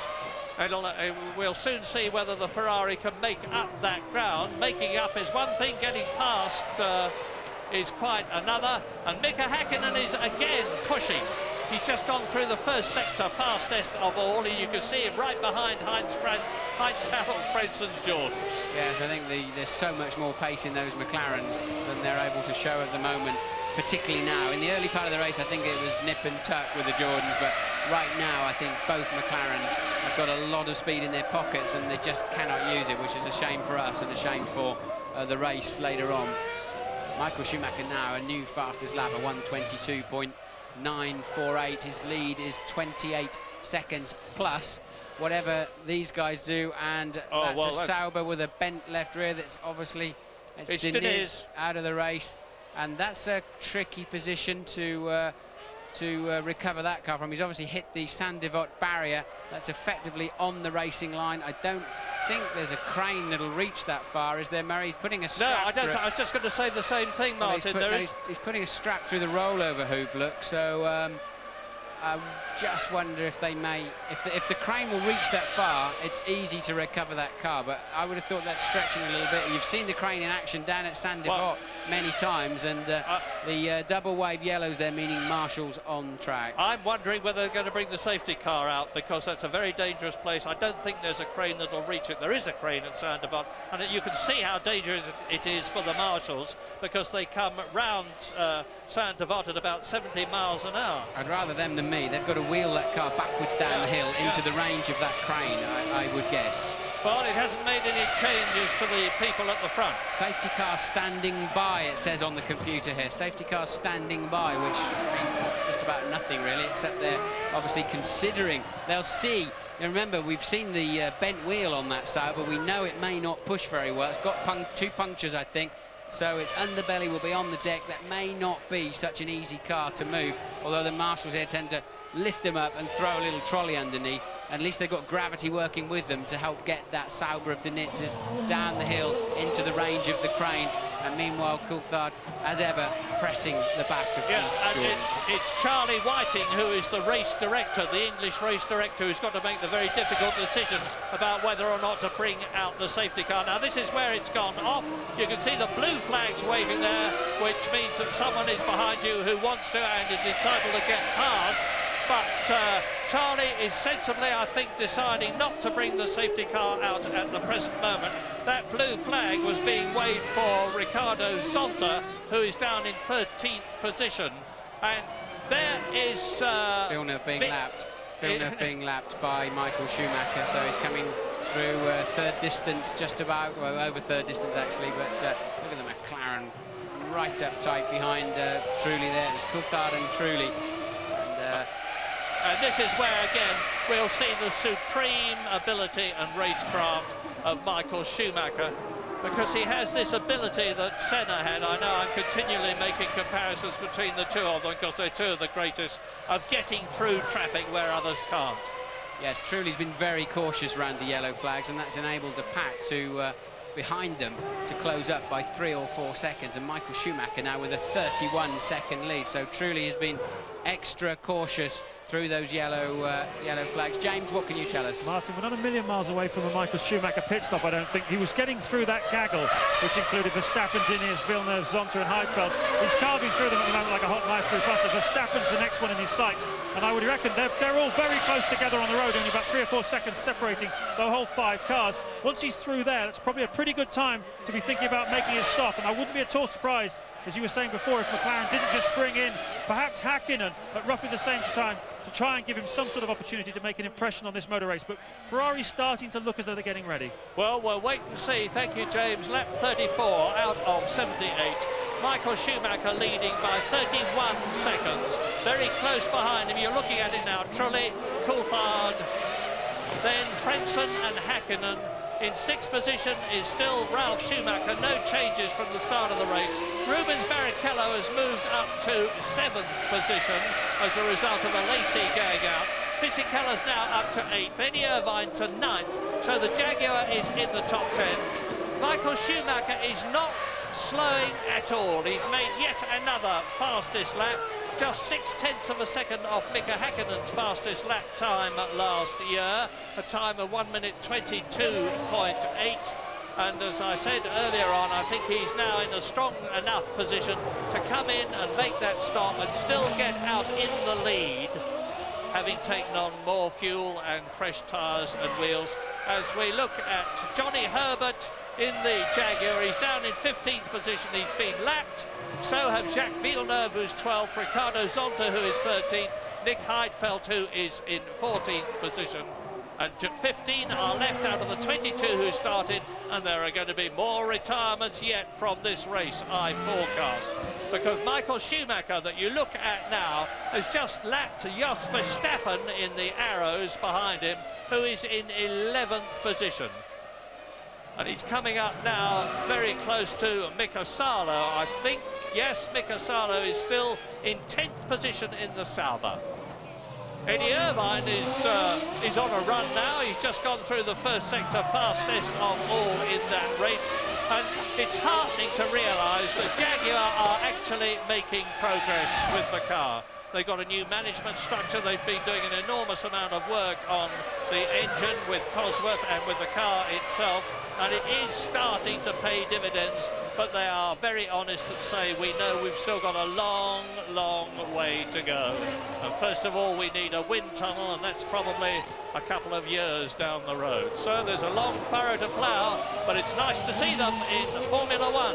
Michael Schumacher leading lap 36. Yes, the Jordan and McLaren mechanics will be warming up their muscles and getting ready, because their job this afternoon is going to be, as ever these days, really absolutely critical, because if they do a good job, they can keep their man in front or leapfrog their man, whichever their car they're working on. And a half a second or a second is going to make all of the difference on the pit stop. Now, I was talking about Eddie Irvine. He is in 9th position in the Jaguar, and he's able to make that charge, not only because the car will do it, but because there is a 4-second gap between him and Fisichella. So in comparative terms, Eddie Irvine's got a clear bit of track in front of him. That's a slow McLaren there, Murray. I don't know, I think it's Hakkinen. It's a slow McLaren, lost a lot of speed as he's cruising through. Yes, look, Barrichello now up behind him. So Hakkinen limping. No sign of any smoke or anything like that, but clearly Hakkinen, he'll have to pull right now. He'll have to let them through in the tunnel. It's so dangerous to hold your line. He doesn't do that. And Fisichella is going to have a face full of McLaren, but Mika staying on the inside there, and clearly some kind of major problem for Mika Hakkinen, who was running in 5th position. Well, Mika Hakkinen won this race in '98, and he was 2nd last year, but I can remember a lot of very unhappy Monacos for him, and it looks as though this is going to be another one. But so he's slipping down through the field. He was in 5th position. He's been passed by Ralph. Coulthard's got a seriously good run. Oh, David, mind you don't lose your front wing and don't hit the barrier. He had to get on the brakes for a second time there, did Coulthard. That's cost him dearly. He got so close to the back of Fisichella. I assume Fisichella got out of shape in the last corner. This is Coulthard so nearly losing his wing. There was a shunt there in a Renault Clio race or something earlier on. That's what all the cement dust is down there. It's very slippery. But sorry to interrupt you, Martin. Mika Hakkinen in the pits. You saw the tyres and wheels being replaced, but they always do that. And I'm sure he didn't come in for that reason. And there's a Jordan into slowing as well. Now, which one is it? Is it Jarno Trulli or is it Heinz-Harald Frentzen? Trulli, it's Trulli. It's Jarno Trulli. So this race is now on lap 37, really coming alight. Michael Schumacher out on his own, but it looks as though with Mika Hakkinen possibly out of the race, Ron Dennis in the earphones on the left is looking very concerned as he leans over the car. And there is Jarno Trulli running wide, and you see Ralf Schumacher in the Williams passing him. So Frentzen's passed him, David Coulthard's passed him. It must mean that David Coulthard in the McLaren is up into 2nd place, that Frentzen is up into 3rd place, that Ralf Schumacher is up into 4th position, that Rubens Barrichello is not just in the points, but he's in 5th position, and that Fisichella is in 6th place. Hakkinen is leaving the pits, so whatever they were fiddling around with under the cover of the car, or in the footwell, they've managed to, well, maybe. Oh, and that's Schumacher in the barrier. That was Schumacher. I thought I could hear something funny from Hakkinen's car. It was Ralf Schumacher clattering the barrier, and yet again, a wheel just relatively easily falling off the car. Here he comes, look, he's been slightly unsighted really by Mika coming out of the pit lane. Not Mika's fault at all, just gone too deep into Sandivot, and as soon as you get up in the grey there, you're going straight into the tyre barrier. So now you're looking at 2nd place man Coulthard and 3rd place man Heinz-Harald Frentzen. Now we'll see what kind of pace Coulthard has got. In comes Jarno Trulli. We saw him touring, and the race which looks so good for Jordan is suddenly looking not good at all. That is Ralf Schumacher in the background, just yards away from where he lives, removing his helmet as Jarno Trulli's Jordan is wheeled away. Now we're on lap 39, and here is the totally changed race situation, except for the fact that Michael Schumacher is leading it. He's 37 seconds ahead of David Coulthard, who has got Heinz-Harald Frentzen about a second behind him in 3rd place. 4th was Ralf Schumacher, but it's now Rubens Barrichello. So 2 Ferraris in the top 4, looking very good for Constructors' Championship points, and David Coulthard is now the fastest man on the track. Yeah, we were right about that. He's just done 22.3. That's 6 tenths faster than Michael Schumacher's best lap so far this afternoon, and that's the first time he's been released basically with some clear track ahead of him. whack it in the barriers, David, because you're 36 seconds behind. It's going to be so difficult to put Schumacher on any kind of under any kind of pressure from so far behind. But he's got to do it. He's got to keep going, and it's probably easy to keep your concentration in that situation. But Coulthard now absolutely on a charge. Yeah, David has taken so much stick in recent times in comparison with Mika Häkkinen, which I never thought was justified. He's about 38 Grand Prix less experience than the Finn, and that is over 2 years. And David always says, I'm still comparatively young, I've got a lot of experience now, I've got a lot to come, and I believe I can win the World Championship. I believe he can too, but Michael Schumacher, that we are looking at now, is on his 40th lap. He's still got to come in. No one has come in amongst the leaders for a fueling stop. We've had Mika Häkkinen in with a problem, we've had Johnny Herbert in, we've had Jarno Trulli come in to retire, and there are now just 14 people left of the 22 who started. Something flicked out of the back of the Ferrari, but I would assume it's just debris that Michael Schumacher ran over as Coulthard does another new fastest lap of the race, some 1.8 seconds faster than Michael Schumacher, and the gap's beginning to come down, but it's still some 34 seconds. And the thing that they all have to watch out for now, we have to watch out for, is very quick news from James Allen. Yeah, very quickly. That's certainly added an edge to the afternoon as far as Ferrari are concerned. They're certainly sitting up and paying attention now. And as I say, Schumacher not a million miles away from the stop. Some speculation just for you on the Häkkinen situation. We saw him lifting the top of the bodywork off when he came in. They seem to be looking at the brakes, particularly at the brake pedal, to see maybe there's some sort of problem with that. Thanks, James. Well, I was saying that what they need to look out for now is debris on the track, because that debris will be carbon fibre. It breaks with a razor edge, and you've only got to get a little bit of it in a tyre carcass, and it can slice it and cause a puncture. So, Michael Schumacher leading. There is David Coulthard, who's reduced the gap to 34 seconds. He's lapping now a second faster than Michael Schumacher, who has got this enormous cushion of 30 seconds. And Heinz-Harald Frentzen is dropping back in third position, with Rubens Barrichello in fourth place, catching the Jordan. It's all coming alight now, and Fisichella is in fifth position in the Benetton. He's lapping slower than Barrichello. Eddie Irvine is now in the points. I say that again, Eddie Irvine's Jaguar is in the points. His teammate Johnny Herbert is down in 13th position, having been lapped.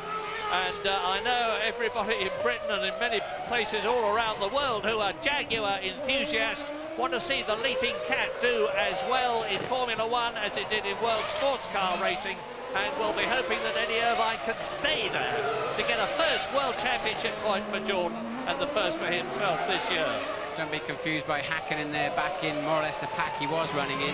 He's now a lap down after that lengthy stop, so Häkkinen more or less, as I say, rejoining in his original position, but one lap down. Yeah, and going extremely quickly. There's obviously nothing wrong mechanically with the car at the moment that affects his performance, because he's just gone through the first sector of the lap faster than anyone has been in the race. And Ralf Schumacher, whose face we saw contorted with pain when he took his helmet off, seems to have hurt his leg. He was limping as he went over the wall there, and when he subsequently took his helmet off, I could see that he was grimacing in pain. Yes, what that's going to be, he's calling the marshal's overlook, so I've got a problem here. What's that going to be is a piece of wishbone's come into the monocoque, burst through the monocoque as the car hit the wall, and has pierced at least pierced the skin on his leg. Obviously hasn't broken his bone, otherwise he wouldn't be leaping over the barrier. And that despondent face you saw was of the most experienced Grand Prix driver currently of them all, Jean Alesi, who loves Monaco, who adores the challenges that it gives a driver and responds to them so well, and was in 7th position, but is now one of the 7 retirements. New fastest lap of the race for Mika Häkkinen now, running in clear air, but he's too far adrift to do anything with it. He may still get some points. It's that kind of afternoon. And Michael Schumacher has had to seriously pick up his pace. Now he's got the news that Coulthard's been released, and off he goes. That's Irvine in for it's Herbert, sorry, it's Herbert in for his second stop of the afternoon, and he looks like he's still got problems, doesn't he? He's a very, very slow stop again there, 9.4. Actually, not too bad there for Johnny. See the light flashing The rear light has to flash and the fuel filler cap has to stay up with the electronics to indicate that they are not organised in such a way that they can give you traction control. Curious Johnny had to come in again, because obviously he had the unscheduled stop where you'd think they would have tanked it up. Maybe they didn't get fuel in when he came in last time around. Coulthard, a new fastest lap of the race now, a 1:22.1, but Michael Schumacher's down there on a 22.2, so Schumi really has picked his pace up. Coulthard has now dropped Frentzen by a full 7 seconds. Now, the prophecy that we were making about it being a long time before anybody in this race amongst the leaders came in for a fuel stop has proved to be correct, because none of the first 10 have yet been in as the Ferrari surges past the arrows and down towards the hairpin. Michael Schumacher's on his 43rd lap now and has yet to come in. He came in on lap 42 last year, actually, but he's obviously staying out longer. He's 33 seconds ahead of Coulthard, a superb cushion.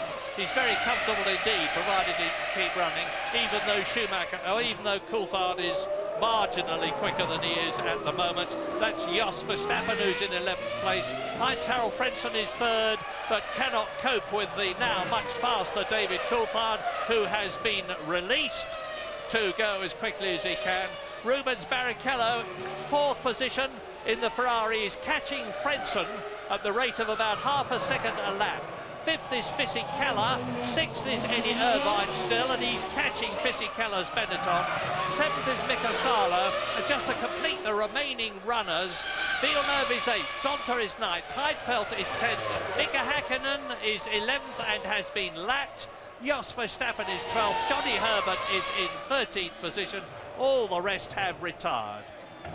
As Johnny is now 2 laps down, unfortunately, after his 2 pit stops. You're watching David Coulthard in 2nd place, now 7.6 seconds clear of Frentzen. But that time around, Schumacher pegged him. They were just about identical in the low 1:22, so Schumacher's now responded and pegged Coulthard to a 33.5 second lead.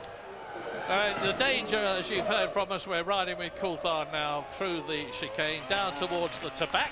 Yeah, the track gets fantastic grip in the second half of the race. You can see the tyre rubber that goes down, and you just get this wonderful traction, and the car really feels good. The track comes to you as the race goes on, and you really can't believe how easy it is to do 121s, 122s, when earlier on in the weekend a 26 or a 27 was frightening you silly, and the track just picks up so much grip.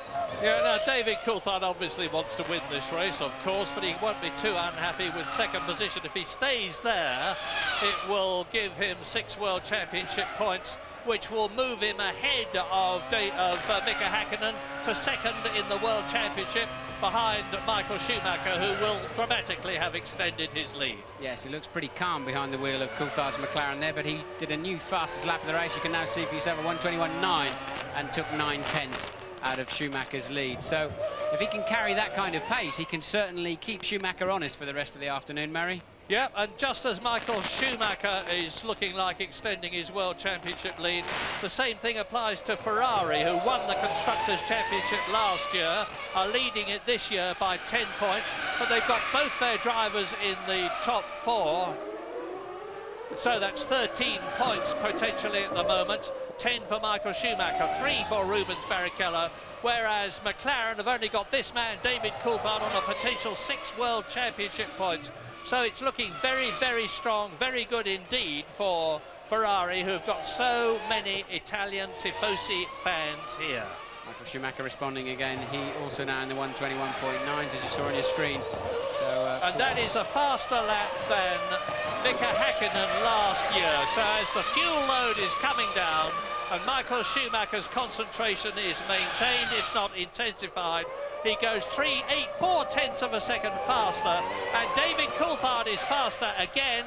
He's just taken 2/10 of a second out of Michael Schumacher's lead, but since that lead is 32 seconds, nearly 33 seconds, Schumacher's very strong indeed. Verstappen again running across the chicane as we look at Ricardo Zonta now, chased by Nick Heidfeld's Prost. Heidfeld is in 10th position, looking for 9th position. Ricardo Zonta's first race here at Monaco, and David Coulthard continues to push on lap 46, 78 lap race, 32 still to go. As you say, Martin, if you're a driver, it must seem like going on forever. Yes, it's such a shame. Coulthard's got a couple of cars to clear here, but it's such a shame he didn't get around truly earlier on, because I think we could have seen a great duel this afternoon between Schumacher and Coulthard.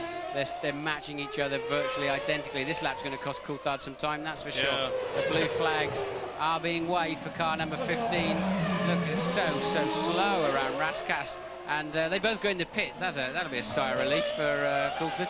Yeah, he's lost time, but not nearly as much as he would have done if they'd kept going, because Heidfeld was intent on getting past Zonta, and Zonta was intent on stopping him. They come in absolutely together now. Yeah, it cost Coulthard 1.7 seconds that lap, so Schumacher now 34 seconds ahead again. And we're on lap 47 as Heidfeld gets away now. Is he going to stay in the same relative position against Ricardo Zonta? No, Zonta's away first. Heidfeld gets through. So a very good stop by both teams. A better one by... Whoa, and that was where we've had the two offs already today. It's very sandy. It's probably all underneath. There is Eddie Irvine coming towards us in the Jaguar in 6th position. He has now lapped Jos Verstappen's arrows as they go into Massenet and Casino Square together. Irvine is holding his position. He's 22 seconds ahead of the first man on the track who is not in the points, and that is Mika Salo. So, fingers crossed everywhere for Jaguar lovers, because Eddie Irvine is still there, still in the points as this race starts to run its course, with Michael Schumacher still to come in on lap 48 out of 78, 30 laps to go. I think they're still working on Ralf Schumacher there with his cut leg, so they're stretching him away. Obviously quite a nasty cut there for Ralf. And Formula One being what it is, motor racing being what it is, I can imagine there are probably people on the phone already to Frank Williams saying if Ralf Schumacher can't take part in the next race, which is the Canadian Grand Prix in 2 weeks' time, and he's not looking too good there at the moment, I would be very happy to take his place. So fingers crossed too for Ralf Schumacher. Yeah, familiar sight, isn't it? Unfortunately, a Schumacher being stretchered off, looking somewhat in pain with his leg. Obviously, brother Michael had that last year. I would have thought it was much more severe for Michael last year, because Ralf was able to hobble over the wall. But still, nonetheless, must be pretty nasty cut for them to have to take such dramatic action. So we're looking at Rubens Barrichello now in the Ferrari, chasing Mika Häkkinen's McLaren. Now we're with David Coulthard, 2nd position, 34 seconds behind Michael Schumacher. No sign yet of the Ferrari coming in. We can't see the pit lane very clearly from here. There's an enormous amount of pit furniture, but there are the Ferrari mechanics as I speak, waiting to bring somebody in.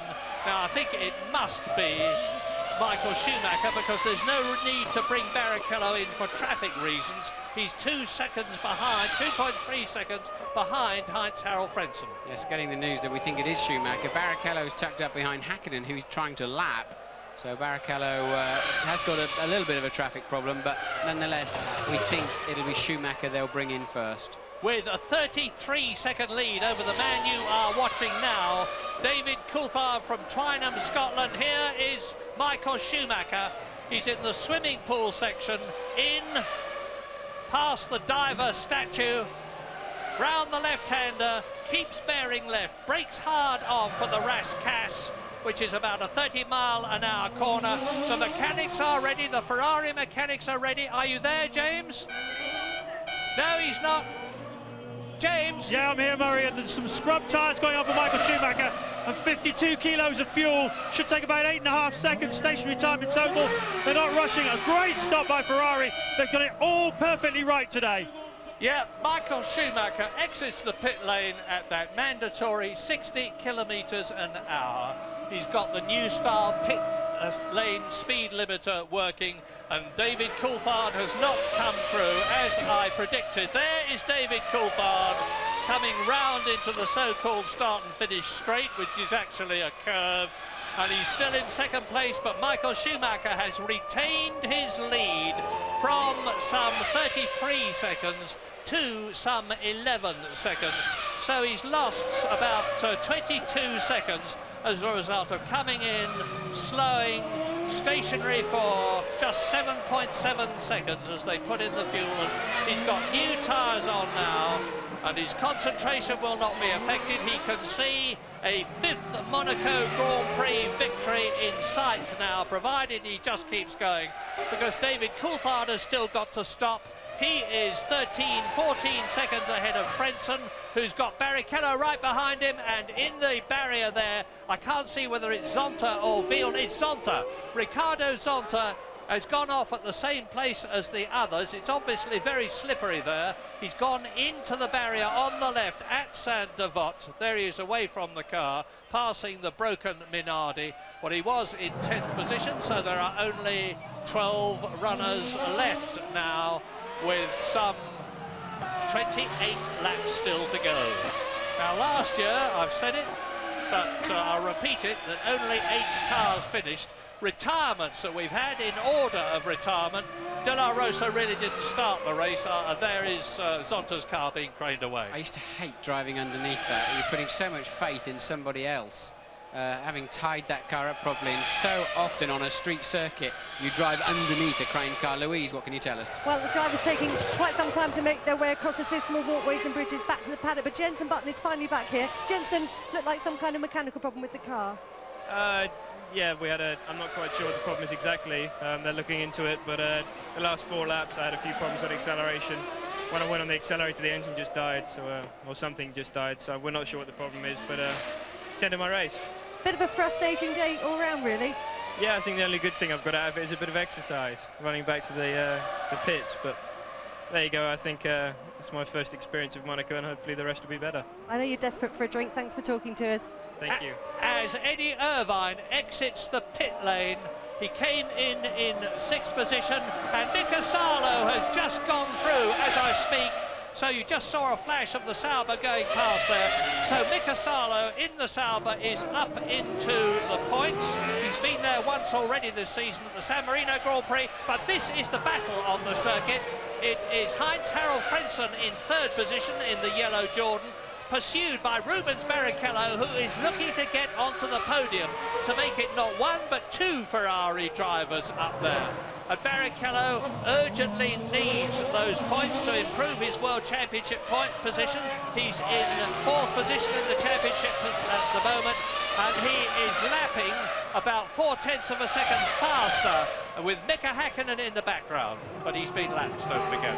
As Michael not particularly fast since he put new tyres on and fuel on board to go through to the end of the 78 lapper. We're on lap 52, but he was 1.3 seconds slower. There's Fisichella makes his first and probably only stop of the afternoon from 5th place. Look at the brake dust as the air guns, the pressurized compressed air guns just disperse the whole lot of it, and Fisichella back out at 60 k's as ever.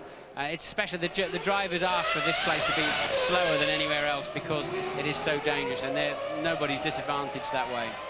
So, lap 52, Michael Schumacher leads and has stopped. David Coulthard 2nd and has not stopped. Frentzen and Barrichello that you are looking at having a big battle for 3rd position, for the 2nd podium position. And behind them is Fisichella, who you've just seen come in from his pit stop. Mika Salo is up into the points as a result of Eddie Irvine stopping. But I think Irvine will retake that position, provided the Jaguar keeps going as well as it has been doing, when Mika Salo himself comes in. 12 runners left. One of them is still Johnny Herbert, who has been lapped twice.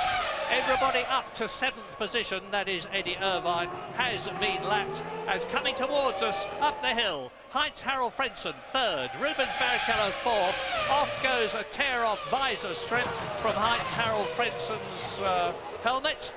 He's obviously got it fogged up or perhaps some oil on it.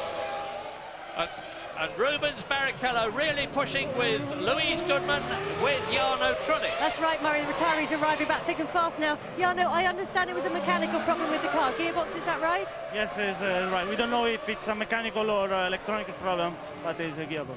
Such a disappointment for you. Yeah, it's right for me and also for the team. I mean, the second position was pretty easy to keep because luckily my car was perfect. I didn't push very much because I was on one stop very long first thing, so I was taking care of the tires and tried to keep away David. And as soon as David was closing the gap, I was pushing away, pulling away easily. Bad lad. Yeah, interesting there. He says he was on a very long first stint. Presumably that's Barrichello stop for Ferrari. Mechanics are getting ready for. So I'm sure that tells us something about Frentzen too, and that he is going to be on a long stint. But no, Frentzen coming in the pits. Jordan have either decided to do that or responded to the Ferrari mechanics coming out into the pit lane to make sure they can try and keep their man with track position. Now, can Rubens Barrichello, as a result of help from the Ferrari mechanics, get his place ahead of... Oh. Yeah, no! Frentzen gets out ahead in the pit lane, ahead of Rubens Barrichello, so there is no change in terms of track position. The question is, has No, Fisichella has not gone through. Is that the Benetton? No, it's not. It was the Jaguar coming through. The Jaguar of Johnny Herbert, who has now unlapped himself from those two, but not from race leader Michael Schumacher. Lap 53 then. Now, Barrichello knows this is his best chance to leapfrog that Jordan while they're on cold tires, while there's a certain amount of unknown, and he's just not close enough to have a look up the inside into Mirabeau. Frentzen's a pretty wise hand as well, but this is surely his best chance to catch Frentzen unawares somewhere. Well, Barrichello's had a second this year, he's had a third this year, and Heinz-Harald Frentzen has just had a third place, so they'll both be pretty anxious to have that position. And David Coulthard is now really pushing, but he's still got to come in. He's done the fastest lap of the race, a second quicker than Michael Schumacher, but don't forget that Schumacher on his 55th lap has had his sole stop. David Coulthard, who is 4 seconds behind him now, has still got to come in. He's the only one of the top 7 who has not yet stopped. Yes, Coulthard must now have, we're not seeing it, but he must now have Schumacher in sight. But as you rightly say, he's a full pit stop behind. We know that to be about 22 seconds. Coulthard's stop should be shorter than anybody's because he's going the furthest, so he needs less fuel to get to the end of the race. But certainly, as the tread has gone off the tyres and the fuel load is down, Coulthard's got a very fast motor car underneath him. Now, the only real race in terms of position at the present moment is that between Frentzen and Barrichello that we've been looking at, who came into the pits together and left together, because Schumacher is effectively a long way ahead of David Coulthard. You can see them virtually together on the track now as Coulthard's second comes into the Rascasse, which Michael Schumacher has just exited. But I say again, there is a... And Schumacher's in trouble! Schumacher's in trouble! Front wheel off the ground! Has he got a puncture? Michael, and it's happened at the very worst place that it could possibly happen, because he's only just past the pits. He's got to do a whole lap like this. Now, you remember what I said earlier on about carbon fibre stuff getting into the tyres? Maybe that's happened. No, I don't think he's got a puncture. I think he's got a... Well, we'll have to wait and see, but I thought it looked more like a suspension failure than a puncture. I think he's got a suspension failure there, Murray. He's going to be out of the race with that one. Yes, indeed he is, and in which case David Coulthard will take the lead with Frentzen in second position and Barrichello in third. But first, we've got to see what happens in this really dramatic development to Michael Schumacher, who's on his 56th lap. I say it's happened at the very worst place, because even if it's a puncture, which is the least of his problems, he's still got to do a whole lap, probably with the back of his car dragging on the ground by the time he gets in. If it's a broken suspension, he will be out of the Monaco Grand Prix.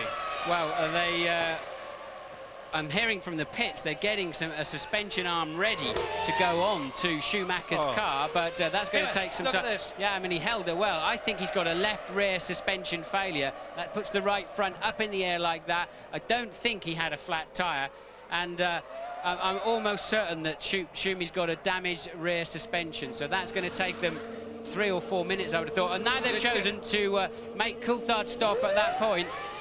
Lovely bit of quick thinking by the McLaren team.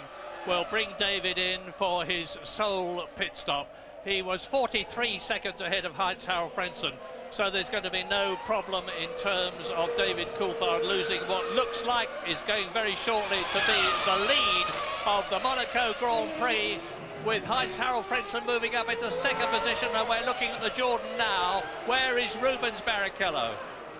Here's Michael still trying to recover to the pits, look, and I'm pretty sure there's something gone on the pull rod or the rear shock absorber mechanism on Michael Schumacher's car. So maybe he had a little thump of the barrier somewhere earlier on in the race, and that can so often catch you out later on. So Michael Schumacher, they're still limping back to the pits. In fourth position, he's been passed by Coulthard, he's been passed by Frentzen, he's been passed by his teammate Rubens Barrichello.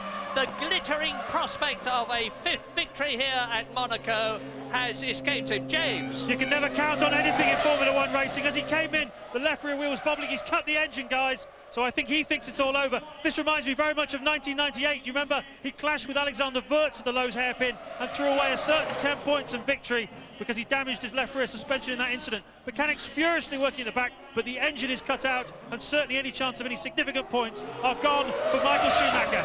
Thank you, James. So let's assume that is the situation, and obviously the cameras and we will be keeping you in touch. But now on lap 57 with 21 to go, as the Ferrari mechanics wrestle frantically with that rear suspension problem, David Coulthard is in the lead, the man who won the British Grand Prix, the man who's had such a terrible season personally as a result of that appalling air crash, is in the lead at Monaco, 24 seconds ahead of Heinz-Harald Frentzen, and there is Frentzen pursued by Rubens Barrichello. So this is the battle for second position that you are looking at. A McLaren leads, a Jordan is second, a Ferrari is third. In fourth place, the Benetton of Fisichella. In fifth position is Eddie Irvine's Jaguar. And in sixth position is Mika Salo in the Sauber. Seventh is Mika Hakkinen, and he is... That's the Ferrari still in the pits. Michael Schumacher getting out of the car, I think, Murray. They're abandoning the race. The Ferrari is retiring from the race. Well, bitter gall for Michael Schumacher after having driven such a brilliant Monaco. Firstly, to take pole position. Secondly, to retain the lead at the first corner on the third attempt at starting the race after two aborted starts. Is out of the Monaco Grand Prix. His 10 World Championship points possibility has disappeared. Mika Hakkinen, however, is out of the points at the present moment. David Coulthard is potentially on 10 World Championship points, and if he gets those, he would be within 12 points of Michael Schumacher. All is not lost. And the top six at the present moment are Coulthard, Frentzen, Barrichello, Fisichella, Irvine and Salo. We're leaving Monaco, but we'll be back soon.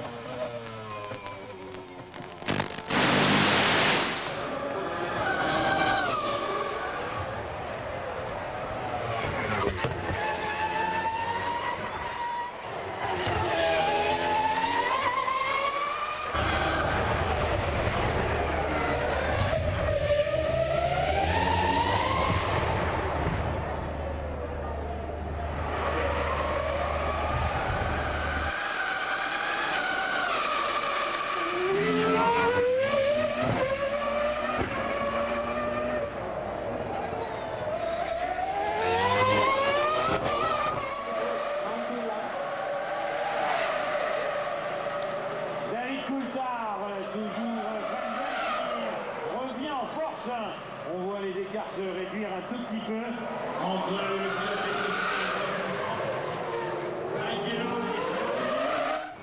As usual, the Monaco Grand Prix has not disappointed us. It seemed static for such a long time, but as in the past, everything changed very quickly indeed. This is lap 60. You're looking at the battle between Heinz-Harald Frentzen in the yellow Jordan and Rubens Barrichello, or you were, in the scarlet Ferrari for second place. And David Coulthard, that we're riding with now up the hill and into Massenet and Casino Square, is 17 seconds ahead of that battle with Frentzen in second place. But that gap is coming down very slightly indeed. I think Coulthard has responded, because his last lap time was actually 1/10 of a second faster than that of Frentzen.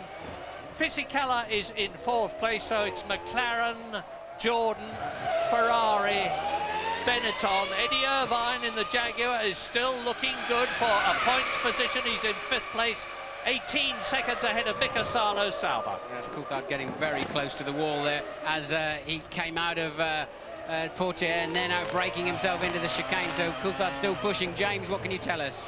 Well, it's certainly holding up at the front. Michael Schumacher reasonably philosophical from the look of the way he was when he took his helmet off. I can tell you that was the left rear suspension that broke, but the word at Ferrari is that he did not hit the barriers. That's the way they are saying at the moment. He did not hit the barriers, so they're not quite sure why it broke. Maybe it was because it wasn't strong enough, which seems reasonable enough. He certainly didn't hit the barrier that we saw. It's not to say he didn't hit the barrier some other time in the weekend. We did see him wallop it in qualifying yesterday with the left rear.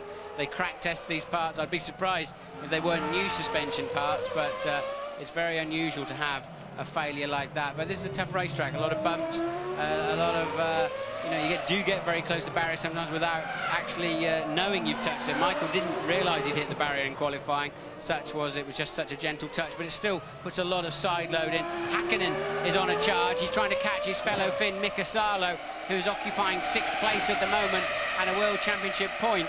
And Hakkinen needs that. Michael Schumacher out of the race. Hakkinen needs to maximise, as does Coulthard up there, currently on 10 points, but he doesn't need too many scrappy laps like he had last time around. There is Mika Salo that we're looking at now in the Sauber. He's in 6th position. You just saw a flash of Mika Hakkinen, who's really responded, as he always does, to a challenge. That is Eddie Irvine going through in the Jaguar. He's 25 seconds behind Fisichella in 5th position, Irvine. But Salo has got Mika Hakkinen getting closer and closer to him. Hakkinen is lapping a full second a lap faster than Mika Salo. He's only 5 seconds behind.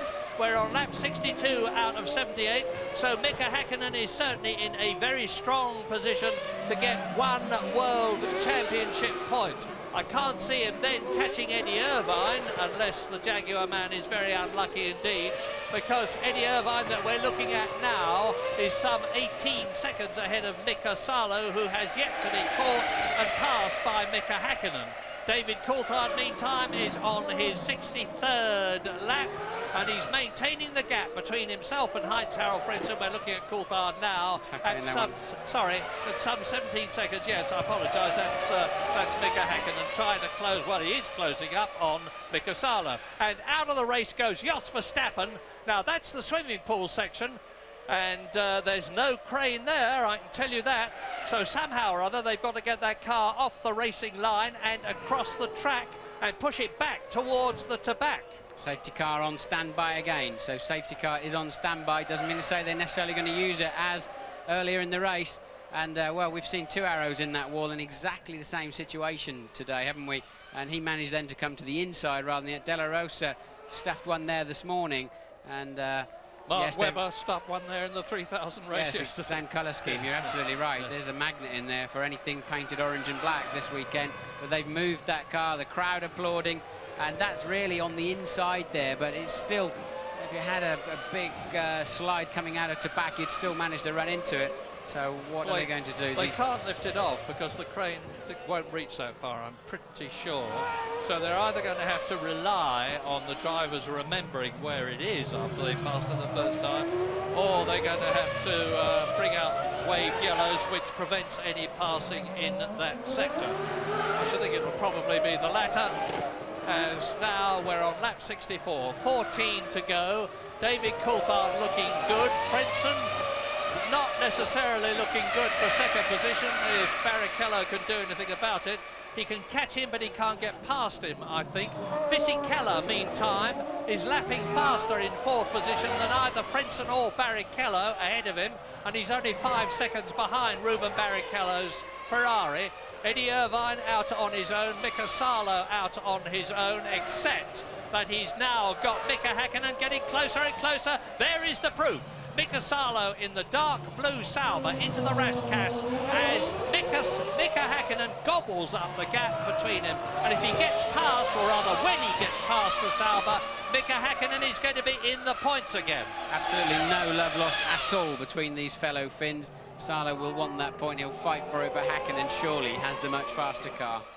Yeah, he has, but then someone's got to make the decision about whether to show Mika Salo the blue flags, because if he can maintain his car in a position where Mika Häkkinen can't get past, the law will be with him. Yes, they can't show him a blue flag, it's for position, they cannot force him, he can block all he likes to the end of the day.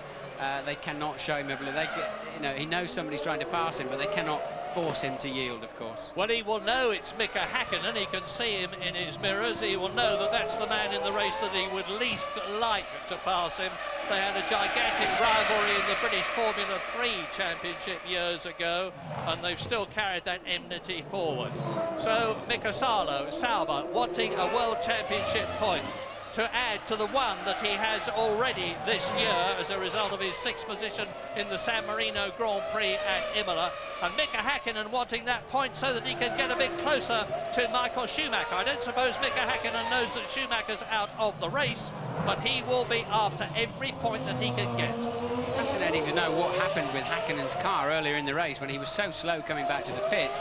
Whatever it was, they fixed it in the pit stop, which is most unusual to have to be so slow and then suddenly be so fast. But steady situation in the race at the moment. Häkkinen homing in on Salo for that final point at the moment. We're going to take a quick break.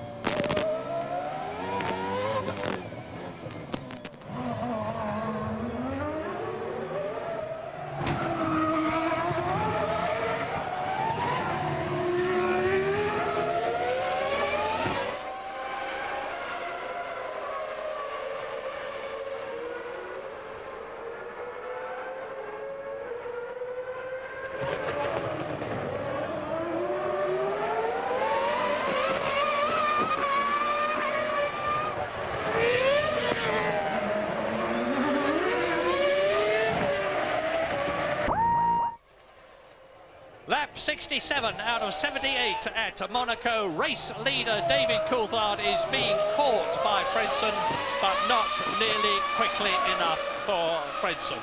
He's still 16 seconds ahead. This is the race on the track.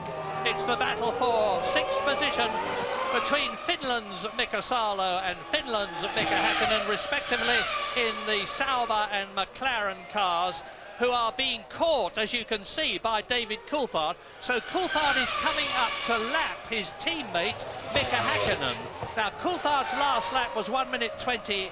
Mika Häkkinen's last lap was 1 minute 23.7. So Coulthard is lapping nearly 2 seconds a lap faster than Mika Häkkinen, who's going to be faced with a dilemma very shortly. Can he get past Salo without holding his teammate up, or should he let Coulthard through? Yeah, Coulthard doesn't need to be in the 1 minute 21s to win this race. Mid-22s, late 22s would be absolutely fine. But, I mean, that's just a few tenths over the fastest lap of the race so far. So, Coulthard on a mission. Louise, what can you tell us? I'm standing by here with Michael Schumacher. Michael, any idea what caused that failure? Yeah, we had an exhaust failure. One of the pipe broke and basically cooked the suspension.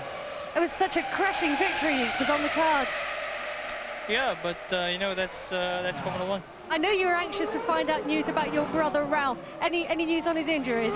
Yeah, apparently he has quite a deep cut into his leg, but nothing more than that. He has to have stitches, but no broken or no further problems. So quite lucky.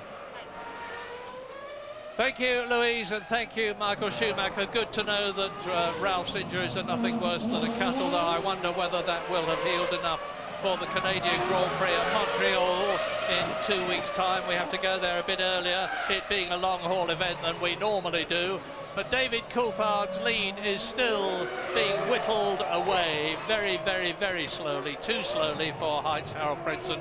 Coulthard is on his 69th lap now, and Mika Häkkinen, as he disappears into the tunnel on the tail of Mika Salo-Sauber, still pressures his countryman, but still can't get past him. As we look at Eddie Irvine, still in that 5th position for Jaguar, still potentially on Jaguar's first World Championship points. I think that's his teammate Johnny Herbert in front of him in 10th position. So both the Jaguars are running reliably, and one of them is in the points, potentially to get their first World Championship points of their first Grand Prix season. Salo, Häkkinen, at and out of the Rascasse, through to complete their 69th lap, and they, just as a matter of interest, are 74 seconds ahead of David Coulthard, the race leader, who's going to be on both of them pretty shortly.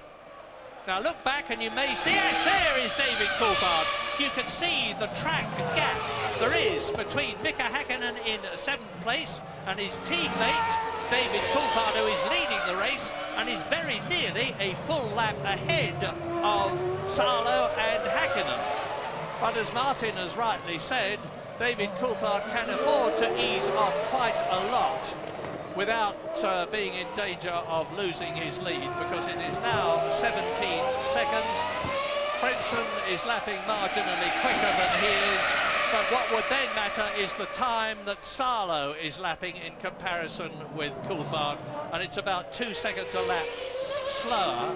So David Coulthard could still go on for 8 laps at a reduced speed and win the race, and I reckon that's what he's going to do. I think they're showing us Fisichella because he's beginning to close in quite quickly now on Barrichello, certainly on the last lap by over 1.3 seconds. So Fisichella now trying to make a play for the final seat on the podium.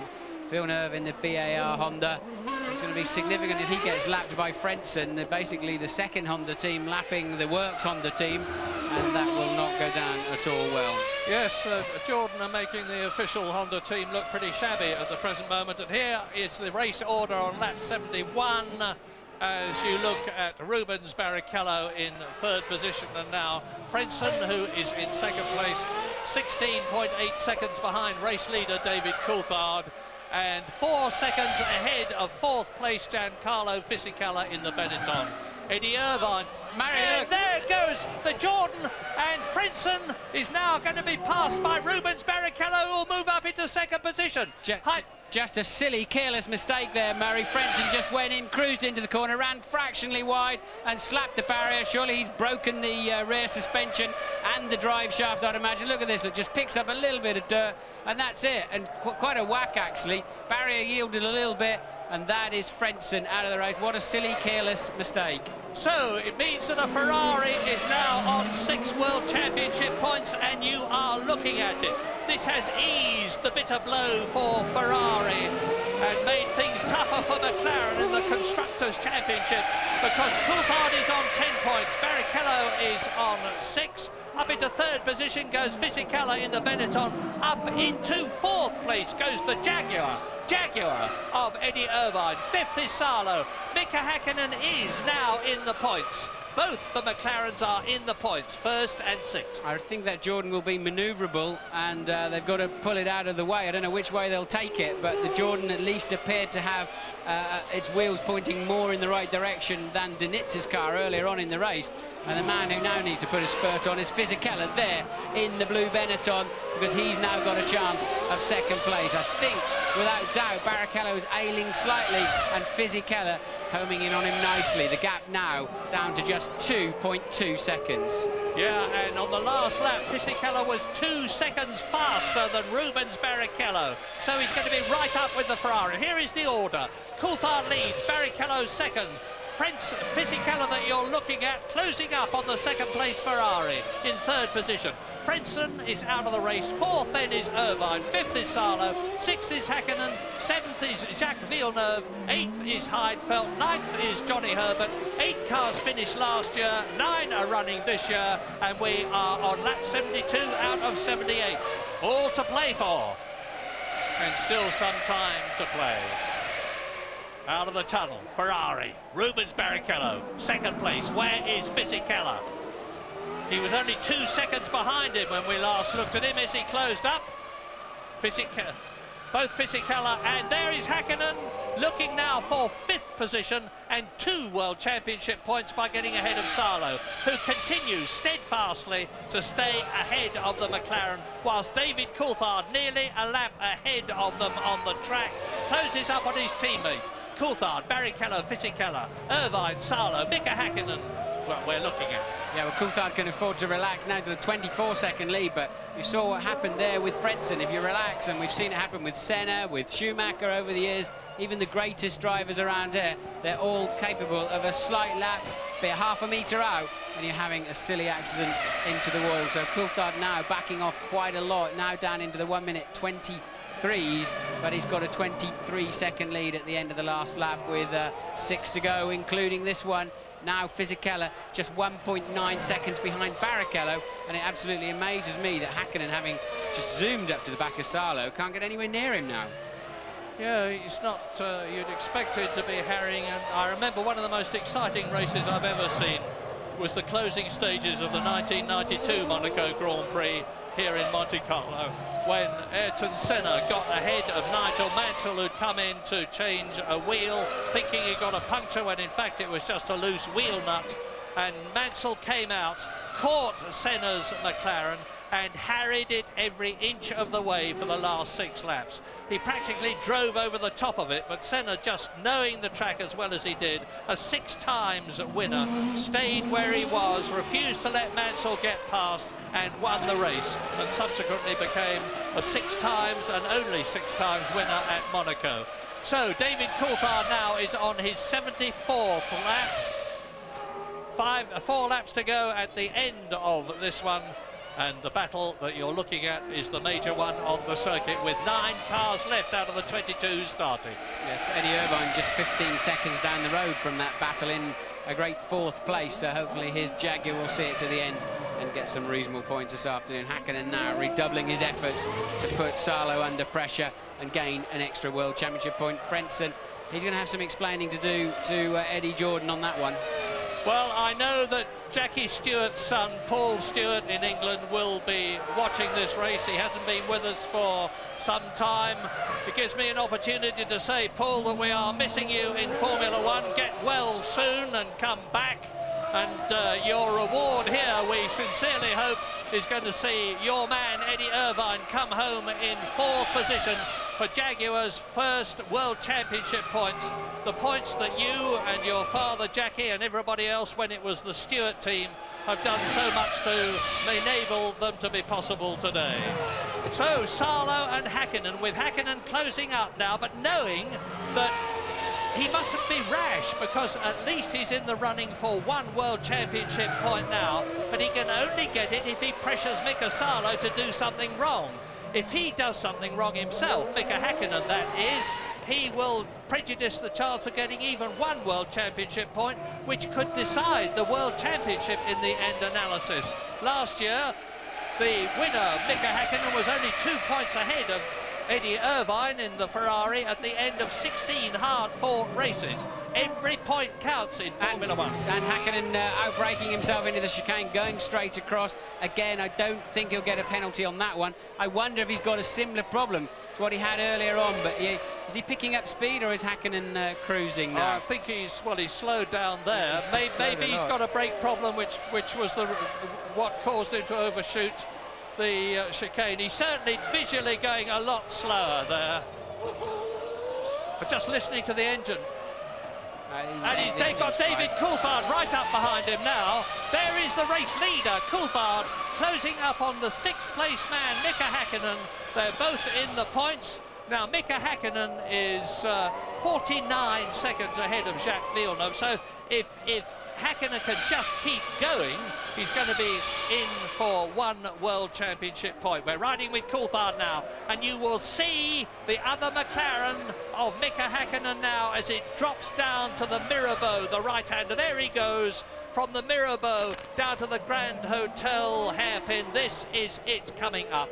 David Coulthard, lap 76, 2 to go at the end of this one, leading by 20 seconds from Rubens Barrichello. Curiously, there was some kind of moisture on the camera lens of Coulthard's car, so I would imagine Häkkinen's car's pumping something out of the back. And Ron Dennis stoically looking at the monitors in the McLaren pit lane area as we ride with David Coulthard coming up to his teammate Mika Häkkinen, looks in the mirrors, moves over, lets him through. Thanks, he didn't move over, he stayed on the racing line and made Coulthard go offline, so Häkkinen there doing the least he really had to do. But it wasn't enough to stop David Coulthard going through, so he's coming through to complete his 76th lap now. There are just 4.1 racing miles between David Coulthard and his second Grand Prix victory of the year 2000, having won the British Grand Prix, and he will move ahead of Mika Häkkinen if they stay where they are to second in the World Championship, some 12 points behind Michael Schumacher. I said earlier on, all is not lost for McLaren, all is not gained for Ferrari. Rubens Barrichello is looking good now, because although Fisichella is closing up, there he is in the background, there's only 0.3 of a second between them in terms of their lap times to the advantage of Fisichella, and the Italian is not going to be able to catch the Brazilian unless Barrichello has a problem between now and the end of the race, which is the next lap but one. That's Fisichella. Coulthard, Barrichello, Fisichella. Irvine is 4th. Still there, the Jaguar is still in 4th position, Salo is still 5th, Häkkinen is still 6th, Villeneuve has been lapped and is 7th, Heidfeld is 8th, 9th is Johnny Herbert, 2 laps down. It looks as though both the Jaguars are going to finish, and Heinz-Harald Frentzen is out of the race, so there are only 9 runners left. As David Coulthard comes through now, a full lap ahead of Mika Häkkinen to start his 78th and last lap of the Monaco Grand Prix. Well, he has refused to give in.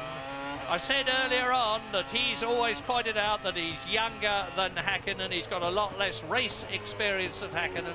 He's convinced he can be world champion, and he has driven an absolutely magnificent race.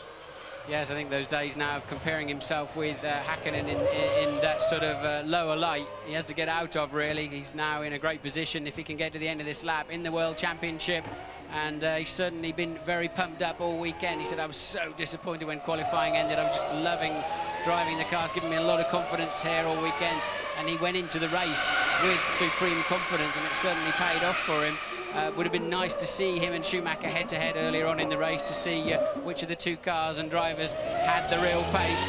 But Coulthard now just a few corners from home, Murray. And yet again, the man who started in pole position is not going to win the race. It's beginning to look as though there is a bit of a jinx on getting pole position, the thing that they all strive for. That didn't worry David Coulthard. Well, it did for a while, but it won't be worrying him now. Into the Rascasse for the 78th and last time out of it. And the McLaren mechanics will lean out and applaud him home. There they are. And David Coulthard wins the Monaco Grand Prix magnificently. Rubens Barrichello is only 17 seconds behind him. There he is, coming into second position with Giancarlo Fisichella's Benetton in third place. And Eddie Irvine is almost home in the Jaguar. This is going to be the first World Championship points finish for Jaguar if Irvine comes home, and it's going to be very, very well deserved. Where is he? Yes. He was 45 seconds behind David Coulthard. And the McLaren mechanics gather in the pit lane, congratulate each other. And I'm still looking for Irvine, who has not yet gone past us. There he is. There is Eddie Irvine into the swimming pool complex for the last time. I won't say he could coast home now, but he couldn't, because he couldn't. But he is going to have the enormous privilege and satisfaction of giving Jaguar, as last year's second in the World Championship, Irvine, their first World Championship points. He finishes for 3 points for Eddie Irvine and Jaguar. Yes, collective sigh of relief there from the paddock. I think the Jaguar situation was looking pretty dire, but that'll be a fillip for them. Good news for that team. There's the points, Murray. Michael Schumacher is, as I forecast, still leading the World Championship. He's 12 points ahead of Coulthard, as opposed to 18 points ahead of Häkkinen. Mika Häkkinen has been passed by his teammate and is now third in the World Championship, 17 points behind Michael Schumacher. And Rubens Barrichello is only 7 points behind Mika Häkkinen. So it is a Ferrari driver, McLaren driver, Ferrari driver in the top 4. Giancarlo Fisichella, as a result of that third position here, is in 5th position, and Ralf Schumacher, who failed to score points, has dropped down from 5th position to 6th place. I hope Coulthard's car passes scrutineering at the end of the race. Remember, he got thrown out of the Brazilian Grand Prix after a 2nd place there. 6 points he could well have used at the moment to keep Michael Schumacher under pressure, but nonetheless, he'll happily accept the 10 he's got today. Going past the Rascasse bar there, where he occasionally drops in for a drink when he's got a bit of free time here in Monaco. Coulthard now, he'll go to the line, and it's a wonderful, wonderful podium procedure. It's so unusual, and it's a great feeling. And a dream ticket, really, for a British driver to win the British Grand Prix, and then shortly afterwards, the Monaco Grand Prix. They would be the 2 top ones on your list if you had to choose 2 to win in a year. Well, McLaren are 5 points closer to Ferrari in the Constructors' Championship as a result of David Coulthard's win and Mika Häkkinen's 6th position and Rubens Barrichello's 2nd position for Ferrari. So they are still, if I'm right, 5 seconds behind, as Fisichella congratulates David Coulthard. Well, it's a richly deserved win for David. He's worked tremendously hard for it. He was in a very strong position when the race started. Not as strong as he would have liked to have been in 3rd position on the grid. And the Benetton people are already pouring the champagne, because that's a podium place for them. And they had a 2nd place with Fisichella in Brazil, but it's only their 2nd podium position of the year. And the Benetton team, which is now owned by Renault, of course, is slowly being rejuvenated under the leadership of Flavio Briatore. David Coulthard is congratulated by Pasquale Lattaneddu as he gets up into the royal box. Is it Prince Rainier himself or Prince Albert that's going to give him the award? Well, Ferrari are, as I worked it out in my head, 5 points still ahead of McLaren, 68 to 63. Williams are still in third place ahead of Benetton, who are only 1 point behind them. And David Coulthard receives the winner's trophy from His Serene Highness Prince Rainier of Monte Carlo. Rubens Barrichello second. Giancarlo Fisichella, a local boy, is third. And Eddie Irvine just misses going up there. Well done, David. The man from Twynham has done it again. That is David's 8th World Championship win. He won for Williams, and he's now won time and time again for McLaren, and has moved up to second in the World Championship. Ron Dennis on the right. Scotland, Brazil, Italy, Ireland, Finland. Good spread of countries for the top 6 drivers. McLaren, Ferrari, Benetton, Jaguar, Sauber and McLaren again. Only one constructor has got both its cars in the top 6 point scoring places. And the national anthem for David Coulthard's victory.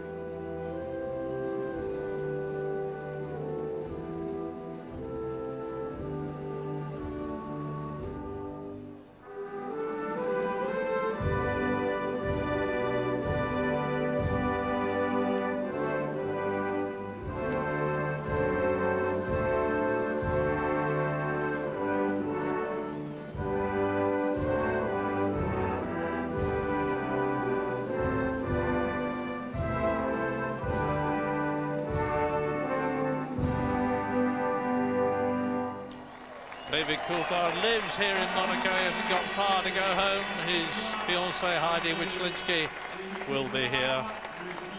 Very proud, I'm quite sure.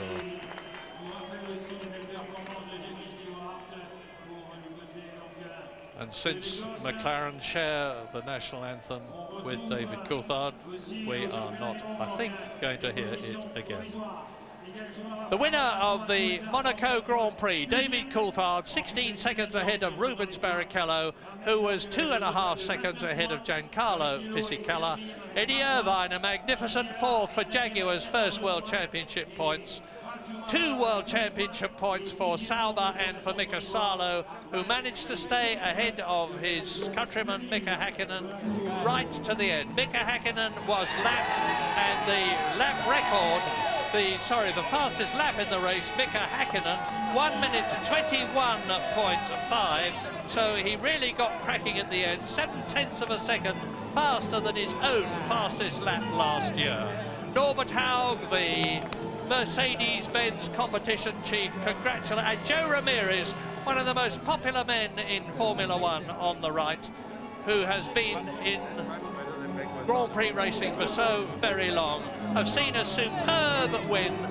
Great for McLaren, great for David Coulthard, and not too bad for Ferrari in spite of Michael Schumacher's problems. Thanks very much indeed, Murray. Our thanks to Martin Brundle as well. Last time David Coulthard was on the podium, he had a rather subdued celebration. He has given it the full Monty this time round, though. A terrific win for David Coulthard. A lot more to come from us here in Monte Carlo. We have a competition. We'll get Tony Jardine's view of the race, and we'll reflect a British victory at the Monaco Grand Prix.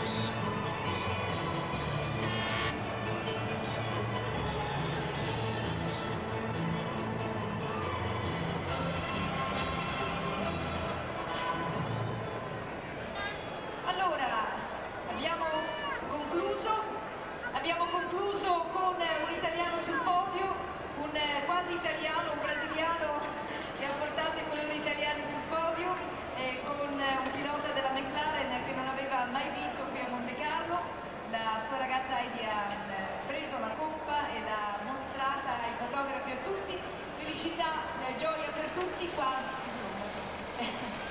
bene, abbiamo terminato la classifica, la sapete, terzo Giancarlo Fisichella, sul podio secondo Rubens Barrichello per la Ferrari, primo David Coulthard, quarto Irvani, quinto Savo, sesto Hakkinen, settimo Villeneuve, ottavo Heidfeld, nono Herbert. Dunque, volevo soltanto ricordarvi quali sono i punti nel campionato, perché adesso qualcosa è cambiato, direi che il seguitore di Schumacher non è più Hakkinen ma è Coulthard, 34 punti per lo scozzese, 46 per il ferrarista, quindi cominciamo da Schumacher, sempre leader, 46 punti, Coulthard 34, Hakkinen 29, Barrichello quarto con 20 punti, Fisichella che davvero sta facendo una magnifica stagione per continuità, a 14 punti in campionato ed è quinto.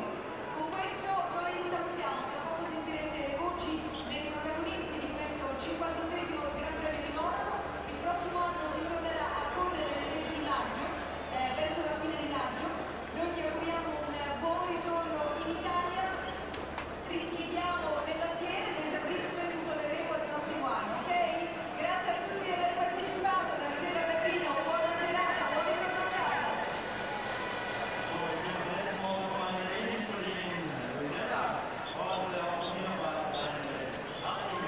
Second win of the year, your 8th win overall, I believe, completing your own personal Grand Slam.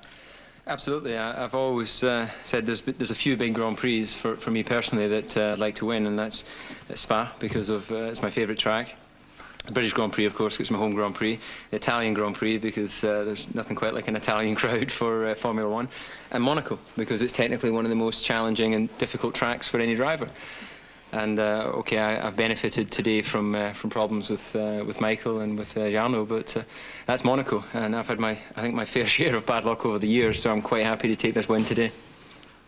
You said that it was a lucky win, but when you were that far behind behind Jarno and Michael, did you think you could get through either of them? Yeah, I thought there was an opportunity to get past Jarno. It was just a question of how far down the road Michael would be. Car felt good. I have to say, Pat and Paul, my two engineers, did a great job on setup and made an adjustment on the grid, and that really helped the balance. So I was able to run quick lap times as and when I wanted to. Okay, Michael had a big lead, but obviously that took a toll on his car, and you've got to have the reliable car, and you've got to keep away from the barriers, and today I was able to do that, and McLaren gave me the car to do that. Now, interestingly, Michael actually went out with a suspension failure. I know in the past McLaren had bought tougher suspension components. Did you do it again this year? To be honest, I'm not sure, because I haven't done the last few tests since Barcelona. So there could well have been some different suspension, but I didn't ask the question. There's no need for me to know that. You don't go and try and hit barriers anyway. But clearly they built a car that was strong enough to go the distance for me. I don't know what Mika's problem was, but nonetheless, it's a great day for my side of the garage and for the whole West McLaren Mercedes team. You're now very firmly in second. You're 12 points behind Michael still, but 5 points ahead of Mika. And more importantly, you've seemed, over the last few races, to be gaining the upper hand. Do you feel you now have the psychological advantage over your teammate? And more importantly, do you think you now deserve to get the more focused attention that Mika got for the last 2 years when he established a lead? Well, first of all, Mika is a two-time world champion, so you know, I think that must be a fair confidence boost to one's mind to have 2 world championships under your belt. But I've never been at all psyched by his achievement or Michael's or whoever it happens to be that I'm competing against, because, you know, personally I've just been working towards achieving my maximum and improving as a driver. You know, I've always said that I still feel that I've got more to give, and I think that slowly as my confidence grows, I'm giving more and more all the time. So as that happens, I'll expect more from the team. But today, obviously, you know, there's no complaints. It's a great day for us. David, thank you. Rubens, many congratulations on a very hard-earned second place, but both of the starts were very bad for you. Was there a problem? Well, actually, the start wasn't too bad. I was just blocked with people in front. I had to brake, and you know, Ralph made a really good start from the outside, so I had to back off. So I lost time with that, and unfortunately, that was the story. I mean, I had such a bad qualify. I took the wrong decision for qualifying, and then I was penalized with a bad start as well. Then the race was catching up the whole time. I was conserving the tires and fuel for much of the time. It was unlucky that we didn't do one more lap than Frentzen, because I would have got him, because I think we were really faster than him. You know, he had maybe good tires at the end, and you know, I was just catching up again. Once I almost went into the bars before the tunnel, and but I was pushing. At the end, Ross told me to back off because we had a problem, so we had to keep low revs. But you know, apart from that, it was a good race, catching up the whole time, proving that qualify just went wrong. Rubens, thank you. Giancarlo, when I spoke to you on the grid a couple of hours ago, you told me there's no way you'd be on the podium. How do you feel? I was not optimistic, obviously, but now I am very pleased about the result. The target was to score some point. Obviously, my dream was to get on the podium, and now I am third. It's fantastic. We did a very good job, especially this morning, the warm-up. I found out a very good setup for the race, and there was very good balance. Apart from the last 10 laps, no, I think when I did about 45, 46 laps, I had a puncture in my rear tire, so I did my first pit stop 10 laps before the normal. And I lost 7-8 seconds. But then at the end, when with the new tires and after the first pit stop, I was quite confident. There was a good balance, and I was pushing very hard. I was quite quick, and I was catching Rubens. Thanks, Giancarlo. And back to David. We move on now to Canada, which has been a circuit which historically Ferrari have been very good at, and in fact McLaren have been very, very close. How do you feel going on there? I feel very positive going to Montreal. It's a track that I think I've particularly gone well at in the past, although I've broken down twice whilst leading that race, so hopefully luck is changing, and it's a good track for me personally, and I expect it to be close with Ferrari again. It's going to be close all year, so stay tuned. Thank you. Well, now a word from Rubens and Giancarlo in your own languages, please. Rubens. Bom, eu fiquei contente, obviamente, com o resultado. Acho que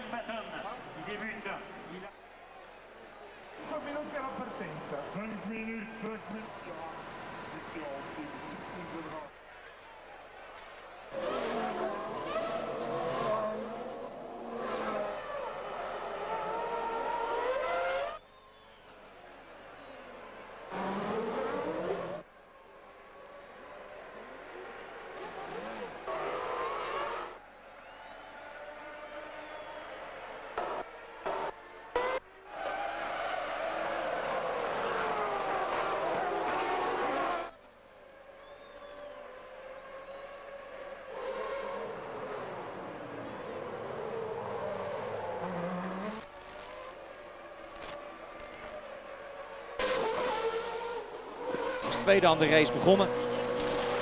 En dan gewoon uitvallen. En er zat zoveel meer in. Daar gaat Ricardo Zonta. Het is maar goed dat ze die wagens daar snel hebben weggehaald. Pitstop van Schumacher gezien. Nog steeds op koers. Dit is onheilspellende rook, maar heeft niks te betekenen. Fisichella kan zijn weg vervolgen. Dan de pitstop van Heinz-Harald Frenzen. En dan vliegt er daar wat van de wagen van Schumacher af en maken wij ons zorgen. Kijk eens, bij McLaren juichen ze dan al. Je moet maar durven. En dan is er een probleem linksachter bij Michael Schumacher. Die moet binnenkomen. En gelooft het dan hier verder wel. Het uitvallen van, jammer maar helaas, Jos Verstappen. De achterkant van de wagen breekt uit. Problemen met de remmen. Zorgen ervoor dat hij ook de finish niet haalt. Fisichella gaat gewoon vrolijk verder en zal uiteindelijk het erepodium halen. Hier de twee Mika's met elkaar in gevecht. Al meer dan de 6e plaats zat er voor Hakkinen niet in. Dan gaat Frenzen ook de fout in. Hier hebben we dan het bewijs. Toch zijn eigen schuld. Collega Lammers had helemaal gelijk. Hier wie eerder toekomt. Fisichella blijft vechten. Probeert nog een beetje in de buurt te komen van Rubens Barrichello, die tweede zal worden. Maar hier is de winnaar van de grote prijs van Monaco.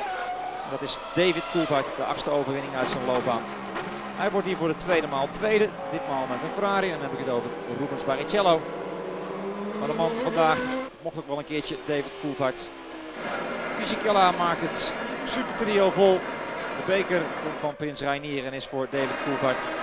En Caroline heeft er ook nog eentje voor Rubens Barrichello. Dan de champagne. Spuiten onder leiding van David Coulthard. En het was al met al een curieuze Grand Prix waarin van alles gebeurde. Goed, met dit fraaie beeld, de skyline van Monaco, neem ik afscheid van u. Over 2 weken gaan we naar Canada. Helaas zonder Jan Lammers. Die rijdt dan de 24 uur van de Le Mans. Ik heb eigenlijk maar 1 advies voor Jan. Uitrijden.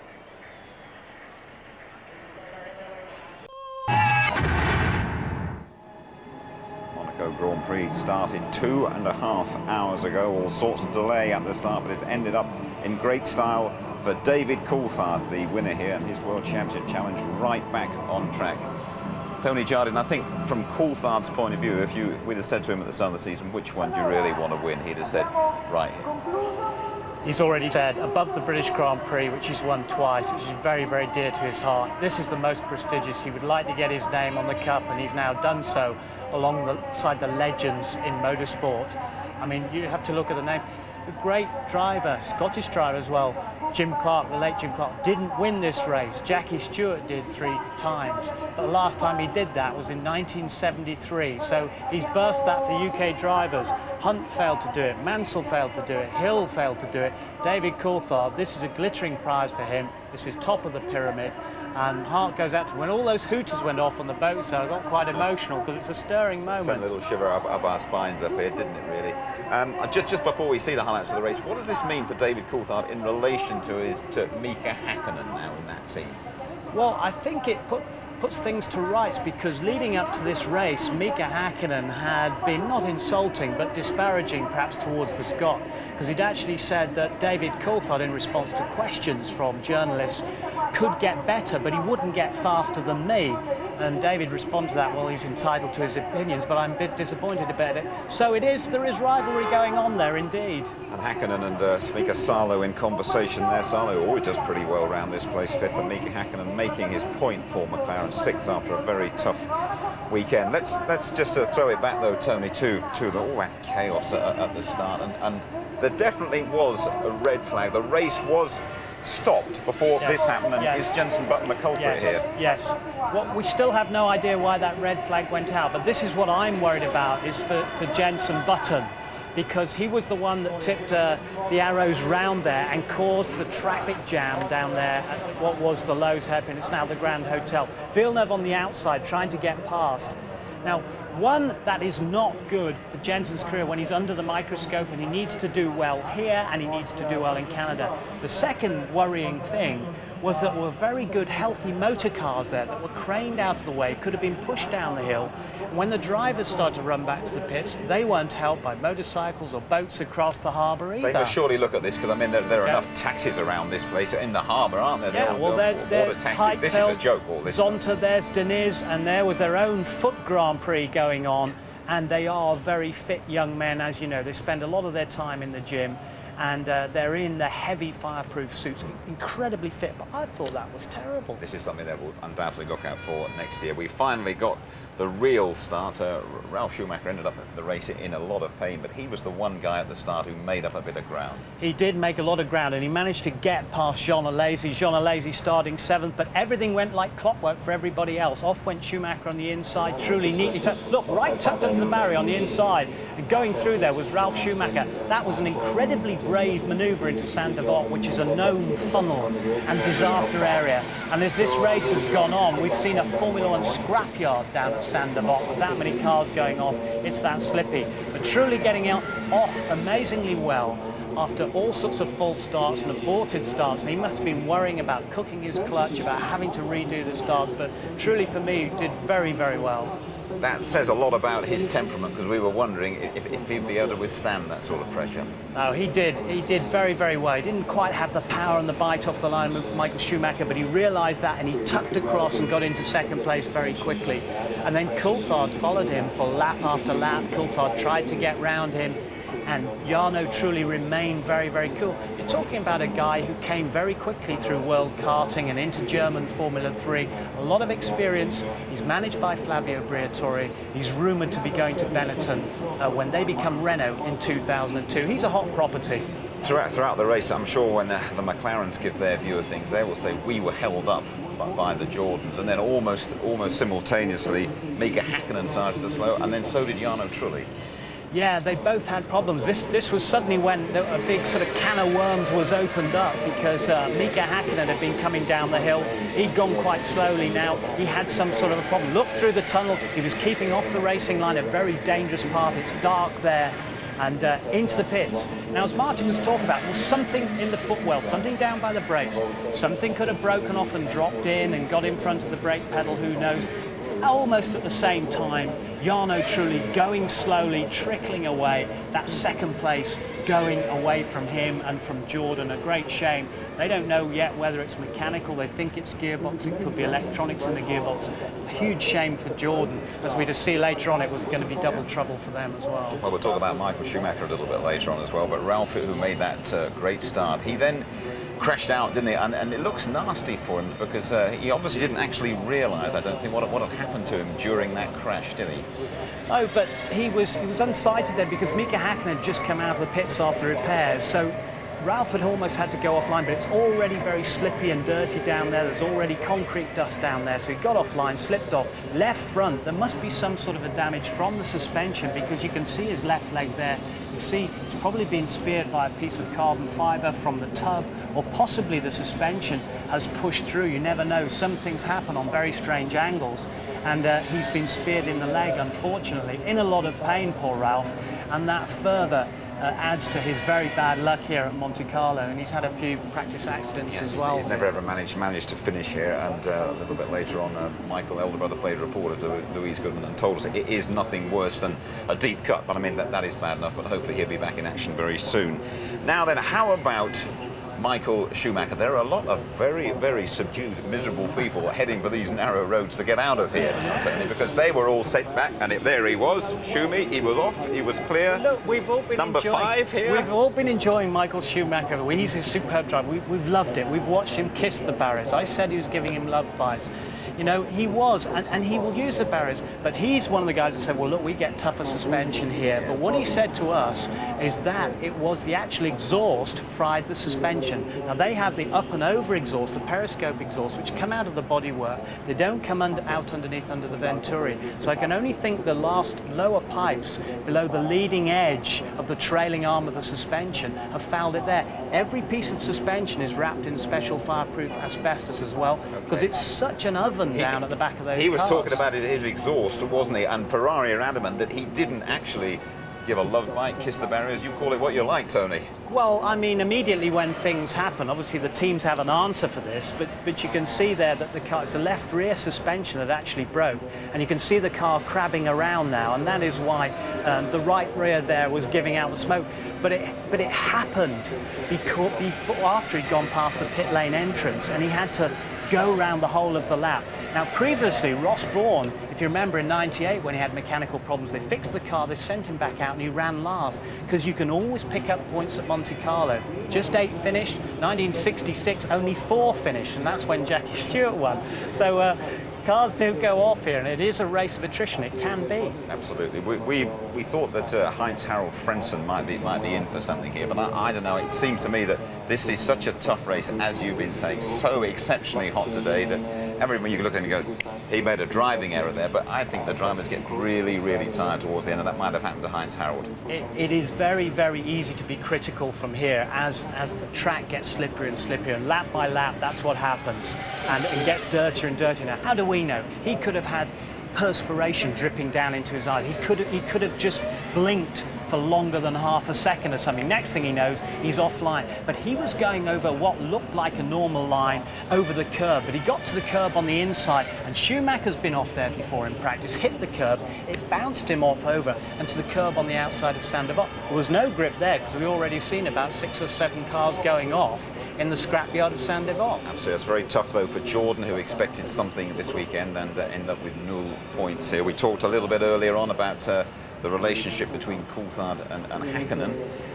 It's not often that the world champion Mika Häkkinen gets lapped, is it? And I think we've got a little instance of David Coulthard doing it to his teammate. Yeah, I think it's great. This is good for David Coulthard. He lost momentum, obviously, after the air crash. He said, I'm going to come back here, and at Monte Carlo, I'll be in 100% in shape.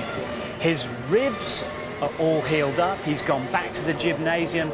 He works very, very hard on his fitness. I would say David Coulthard is second only to Michael Schumacher in terms of total fitness. So great effort for him. That would have given him a great fillip, lapping Mika Häkkinen. I'm not so sure Ron Dennis was very pleased about that. And as Martin was saying, he had to go offline as well a couple of times I'm sure Martin to get round his teammate. Martin's going to join us up here if he can make his way up to the balcony in a few minutes' time. Let's just have a little look, though, and see how the standings after 7 rounds of the 2000 Formula One World Championship, and David Coulthard is a dozen points adrift of Michael Schumacher. It would have been very different if that second place in Brazil had been allowed to stand. Mika Häkkinen now 5 points behind Coulthard, Barrichello 22 points, Fisichella scoring today, and Ralf Schumacher on 12 points. Well, let us go down now to the press conference and hear what the top 3 had to say after the Monaco Grand Prix.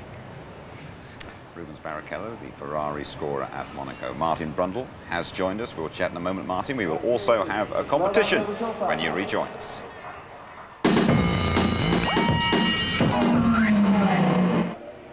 Back with us in Monte Carlo. Martin, what does this mean to the career of David Coulthard? Well, it's another day, another race in many respects, but it certainly keeps him in contention, doesn't it? He can start applying pressure to Michael Schumacher. We thought he maybe could be running away with the championship, but he had to look over his shoulder a little bit today, and he's certainly now looking over his shoulder for the World Championship again. Winning here, though, isn't just another race. This is a very special place to win a Grand Prix. Absolutely, because you've got to bring so many things together, and it's so, as we've seen, great racing drivers just having silly mistakes and just tapping the wall. I mean, it's easy to criticise, and it's very easy to do, but at the end of the day, Coulthard came through it. I thought Barrichello had a good race too, actually. What pleased you especially about David Coulthard's performance? I think that he kept his head in the early stages of the race when he was behind Trulli and Schumacher was getting away. David would have all of that information off his pit board, and it would be very easy then to start, you know, a less experienced driver would start panicking, taking wild stabs. He knew he just had to wear Trulli down and then do what he could after that. You finished second here. You had some great races around this place. What does it mean to a Grand Prix driver actually to win at Monaco? Well, I wish Michael Schumacher had broken down the day he beat me here, I have to say, but I said on the commentary, it's great. It's a great podium situation here, and it doesn't maybe look that vibrant from the TV point of view, but to be up there with the royalty and looking and all your mechanics are there, it's just a wonderful, wonderful feeling. Okay, been a good day here, not only for David Coulthard, but for Jaguar. Their first points. Jackie Stewart, the last Brit to win at Monaco, is talking out of James. Well, Jackie Stewart, what a result. You won here 3 times. It's just a fantastic time, and you got points today. We badly needed the points. We've had a difficult first part of the year. Really, it's a race of attrition here, but you've got to finish. And that's exactly what Eddie did. And we're really thrilled to be 4th place and catch up World Championship points is really what the team desperately needed. So you got Stuart Ford's first points here with Rubens Barrichello back in '97. It's a bit of a charmed circuit for you, this one, isn't it? Well, it's been charmed to me. Monaco's been very kind to me, and I hope it continues to be for the team. Where did Jaguar go from here, Jackie? Well, Jaguar will continue to go up because Jaguar are investing properly. They're going to get good people, and I think Jaguar are going to be in a very good shape. Maybe it takes us another couple of years, but it's going to be very good. Well done, Jackie. Cheers. Thank you. Yeah, let's hope that Jackie is right. This is how the constructors look. Just a 5-point gap now between Ferrari and McLaren at the top. BMW staying that point ahead of Benetton. Jordan were hoping to make up ground today, but didn't score. Then BAR, Sauber and Jaguar and Arrows. Michael Schumacher, Martin, how much of a setback is it here for him, because he seemed to have the race in his pocket? Yeah, I mean, he explained it, didn't he, to Louise. It was a broken exhaust, then the exhaust gas is just cutting away at the suspension. He lost it in quite a tricky place, I have to say, down the pit straight. That could have been a fairly massive accident, actually, but Michael held it. He's going to feel very frustrated, and of course he's going to remember how many championships he's lost for Ferrari. You know, when it seemed like he could win, and all of a sudden it was snatched away from him, and he's going to be very nervous. It's closed things up nicely, isn't it? Nicely for us, that's for sure. Nicely for us and nicely for everybody out there. There's all sorts of sporting entertainment coming your way on ITV. England's preparation for Euro 2000. Now you should be getting excited about our competition, because it's a great chance to end the European Formula One season in style. It's one of the classics, the Italian Grand Prix at Monza, and we're giving away a VIP trip for you and a friend to the last European race of the season. We'll set you up with return flights, plus a top hotel, and there's full Paddock Club hospitality for qualifying and the race, courtesy of 1-to-1 and Jaguar Racing, with chances to walk about the pit lane and hear from the drivers as well. It really is a dream ticket for any F1 fan. So to get on the road to Monza, just answer this question. Which of the current Jaguar drivers has won the Italian Grand Prix? Is it A, Eddie Irvine, or B, Johnny Herbert? A, Eddie Irvine, B, Johnny Herbert. The number to call, 0900 122 9966. 0900 122 9966. Get dialing. The lines close at midnight next Sunday, June the 11th, and we'll announce the winners at the Canadian Grand Prix in a couple of weeks' time. More comment, reaction and analysis in our highlight show tonight, 11:45. As always, that programme repeated ITV2 at 7 tomorrow. And more thoughts on this Monaco Grand Prix, Tony? Well, Monte Carlo again throws up another dramatic Grand Prix and great results. But if you look at all those top scorers, top 6 scorers, they've all scored points here before. Very experienced drivers, but a brilliant race. Martin? There's still absolutely nothing between the McLarens and the Ferraris, so all to play for. It's a very close thing indeed. Well, David Coulthard joining the ranks, really, of the greats who have won here at Monaco. Jackie Stewart, the last British winner back in '73. Since then, Hunt, Mansell and Hill all tried and failed. David Coulthard, though, has delivered. Come on, gents. It's only water. Let's raise it to David Coulthard winning at Monaco. DC. Cheers to you all. DC.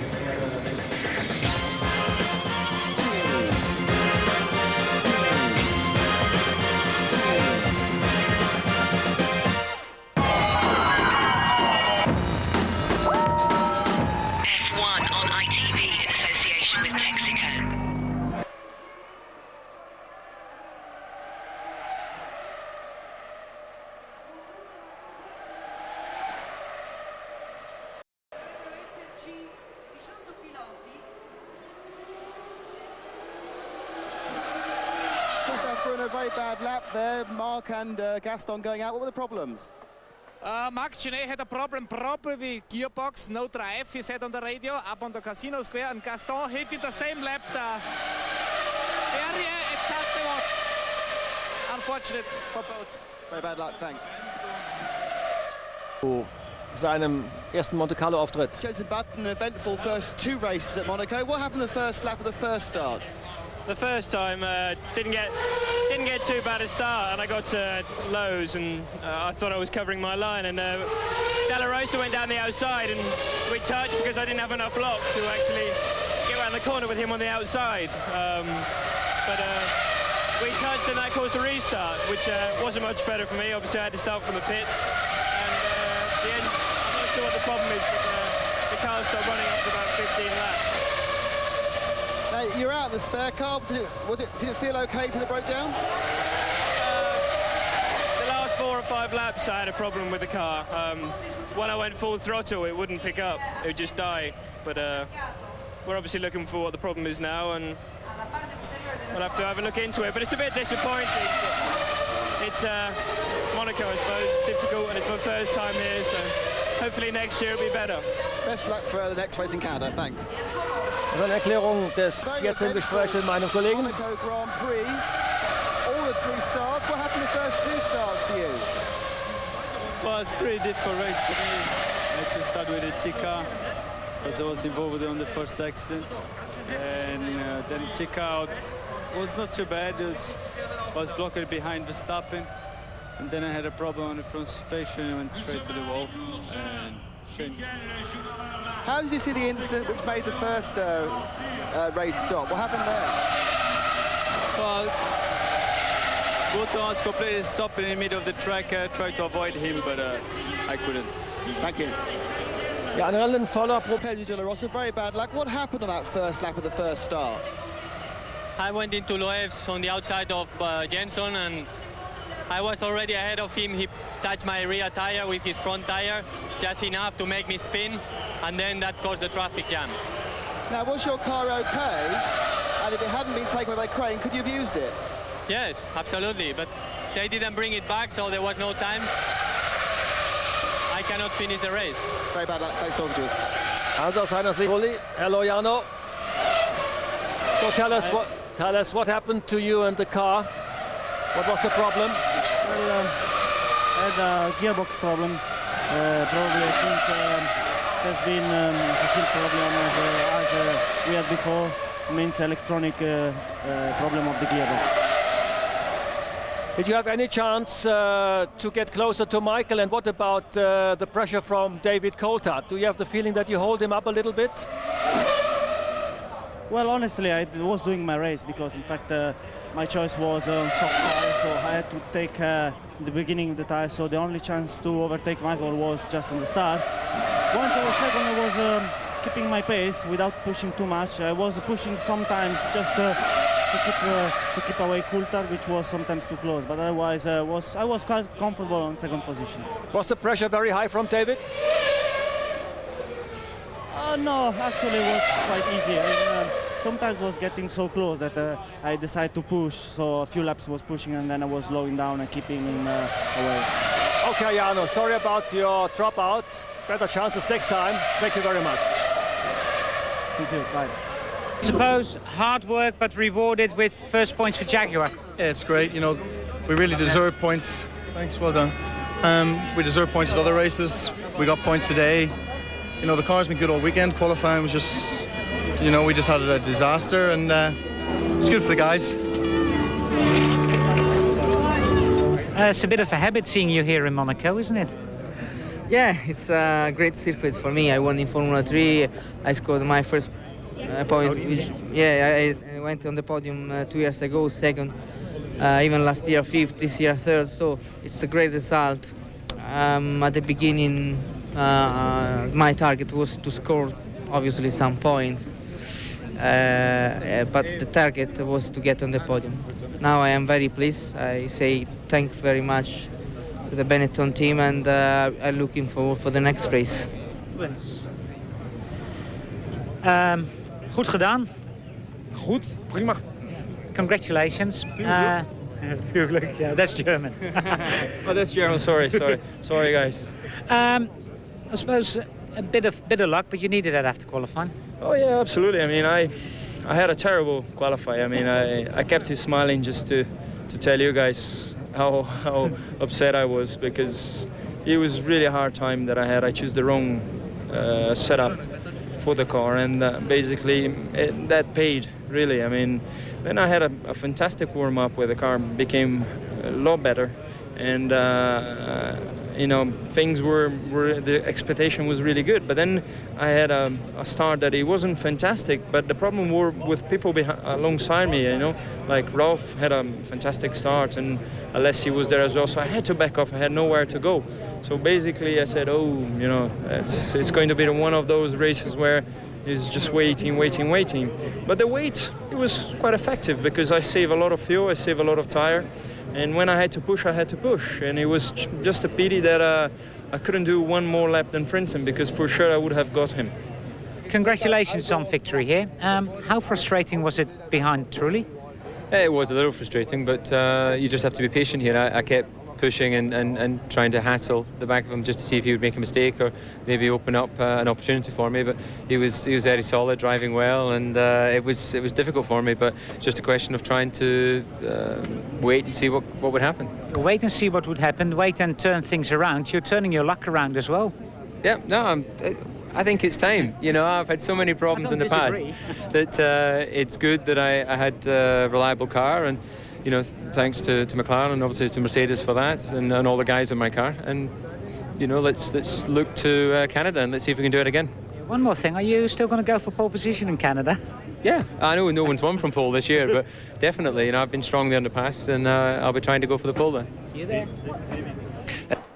And so Coulthard joins the greats who've won at Monaco. Fangio, Moss, Graham Hill, Prost, Senna, Michael Schumacher, a very classy club that now opens its doors to David Coulthard.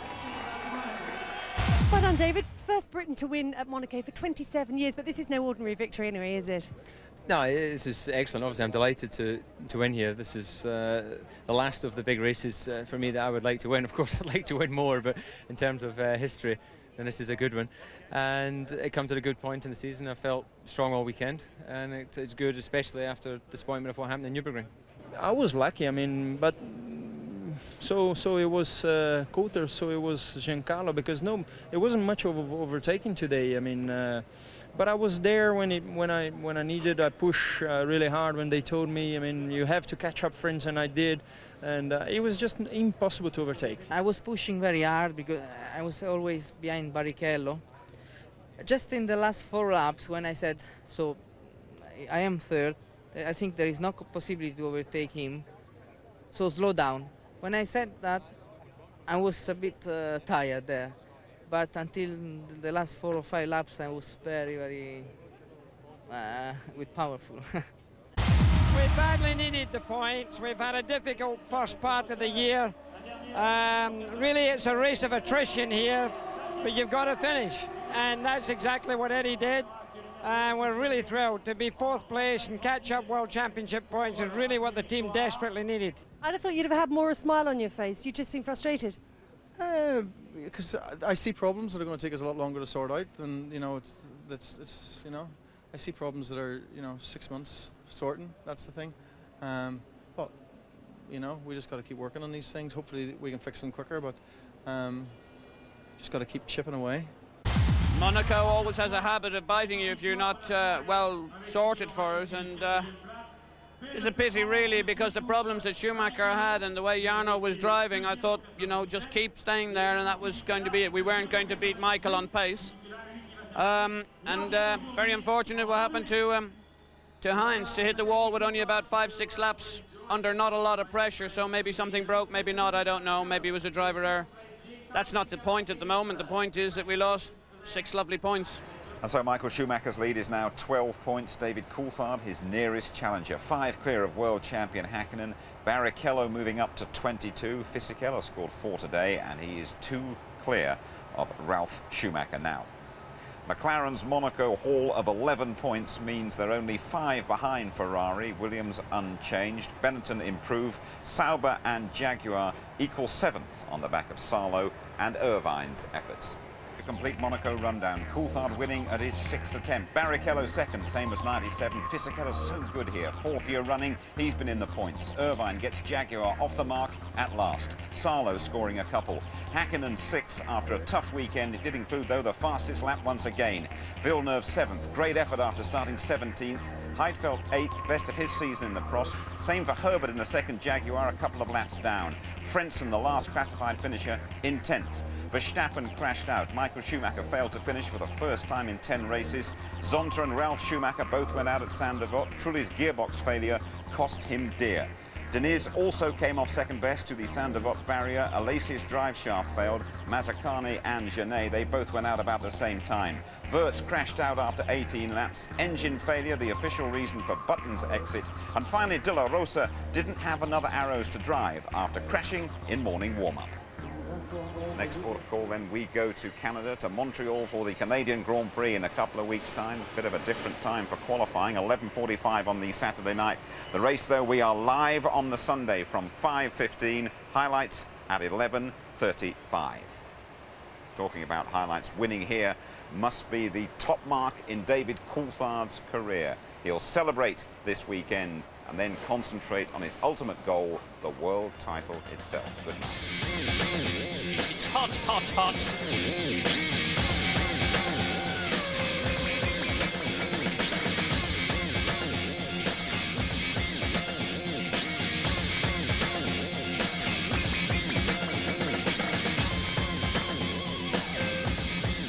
And Schumacher's in trouble.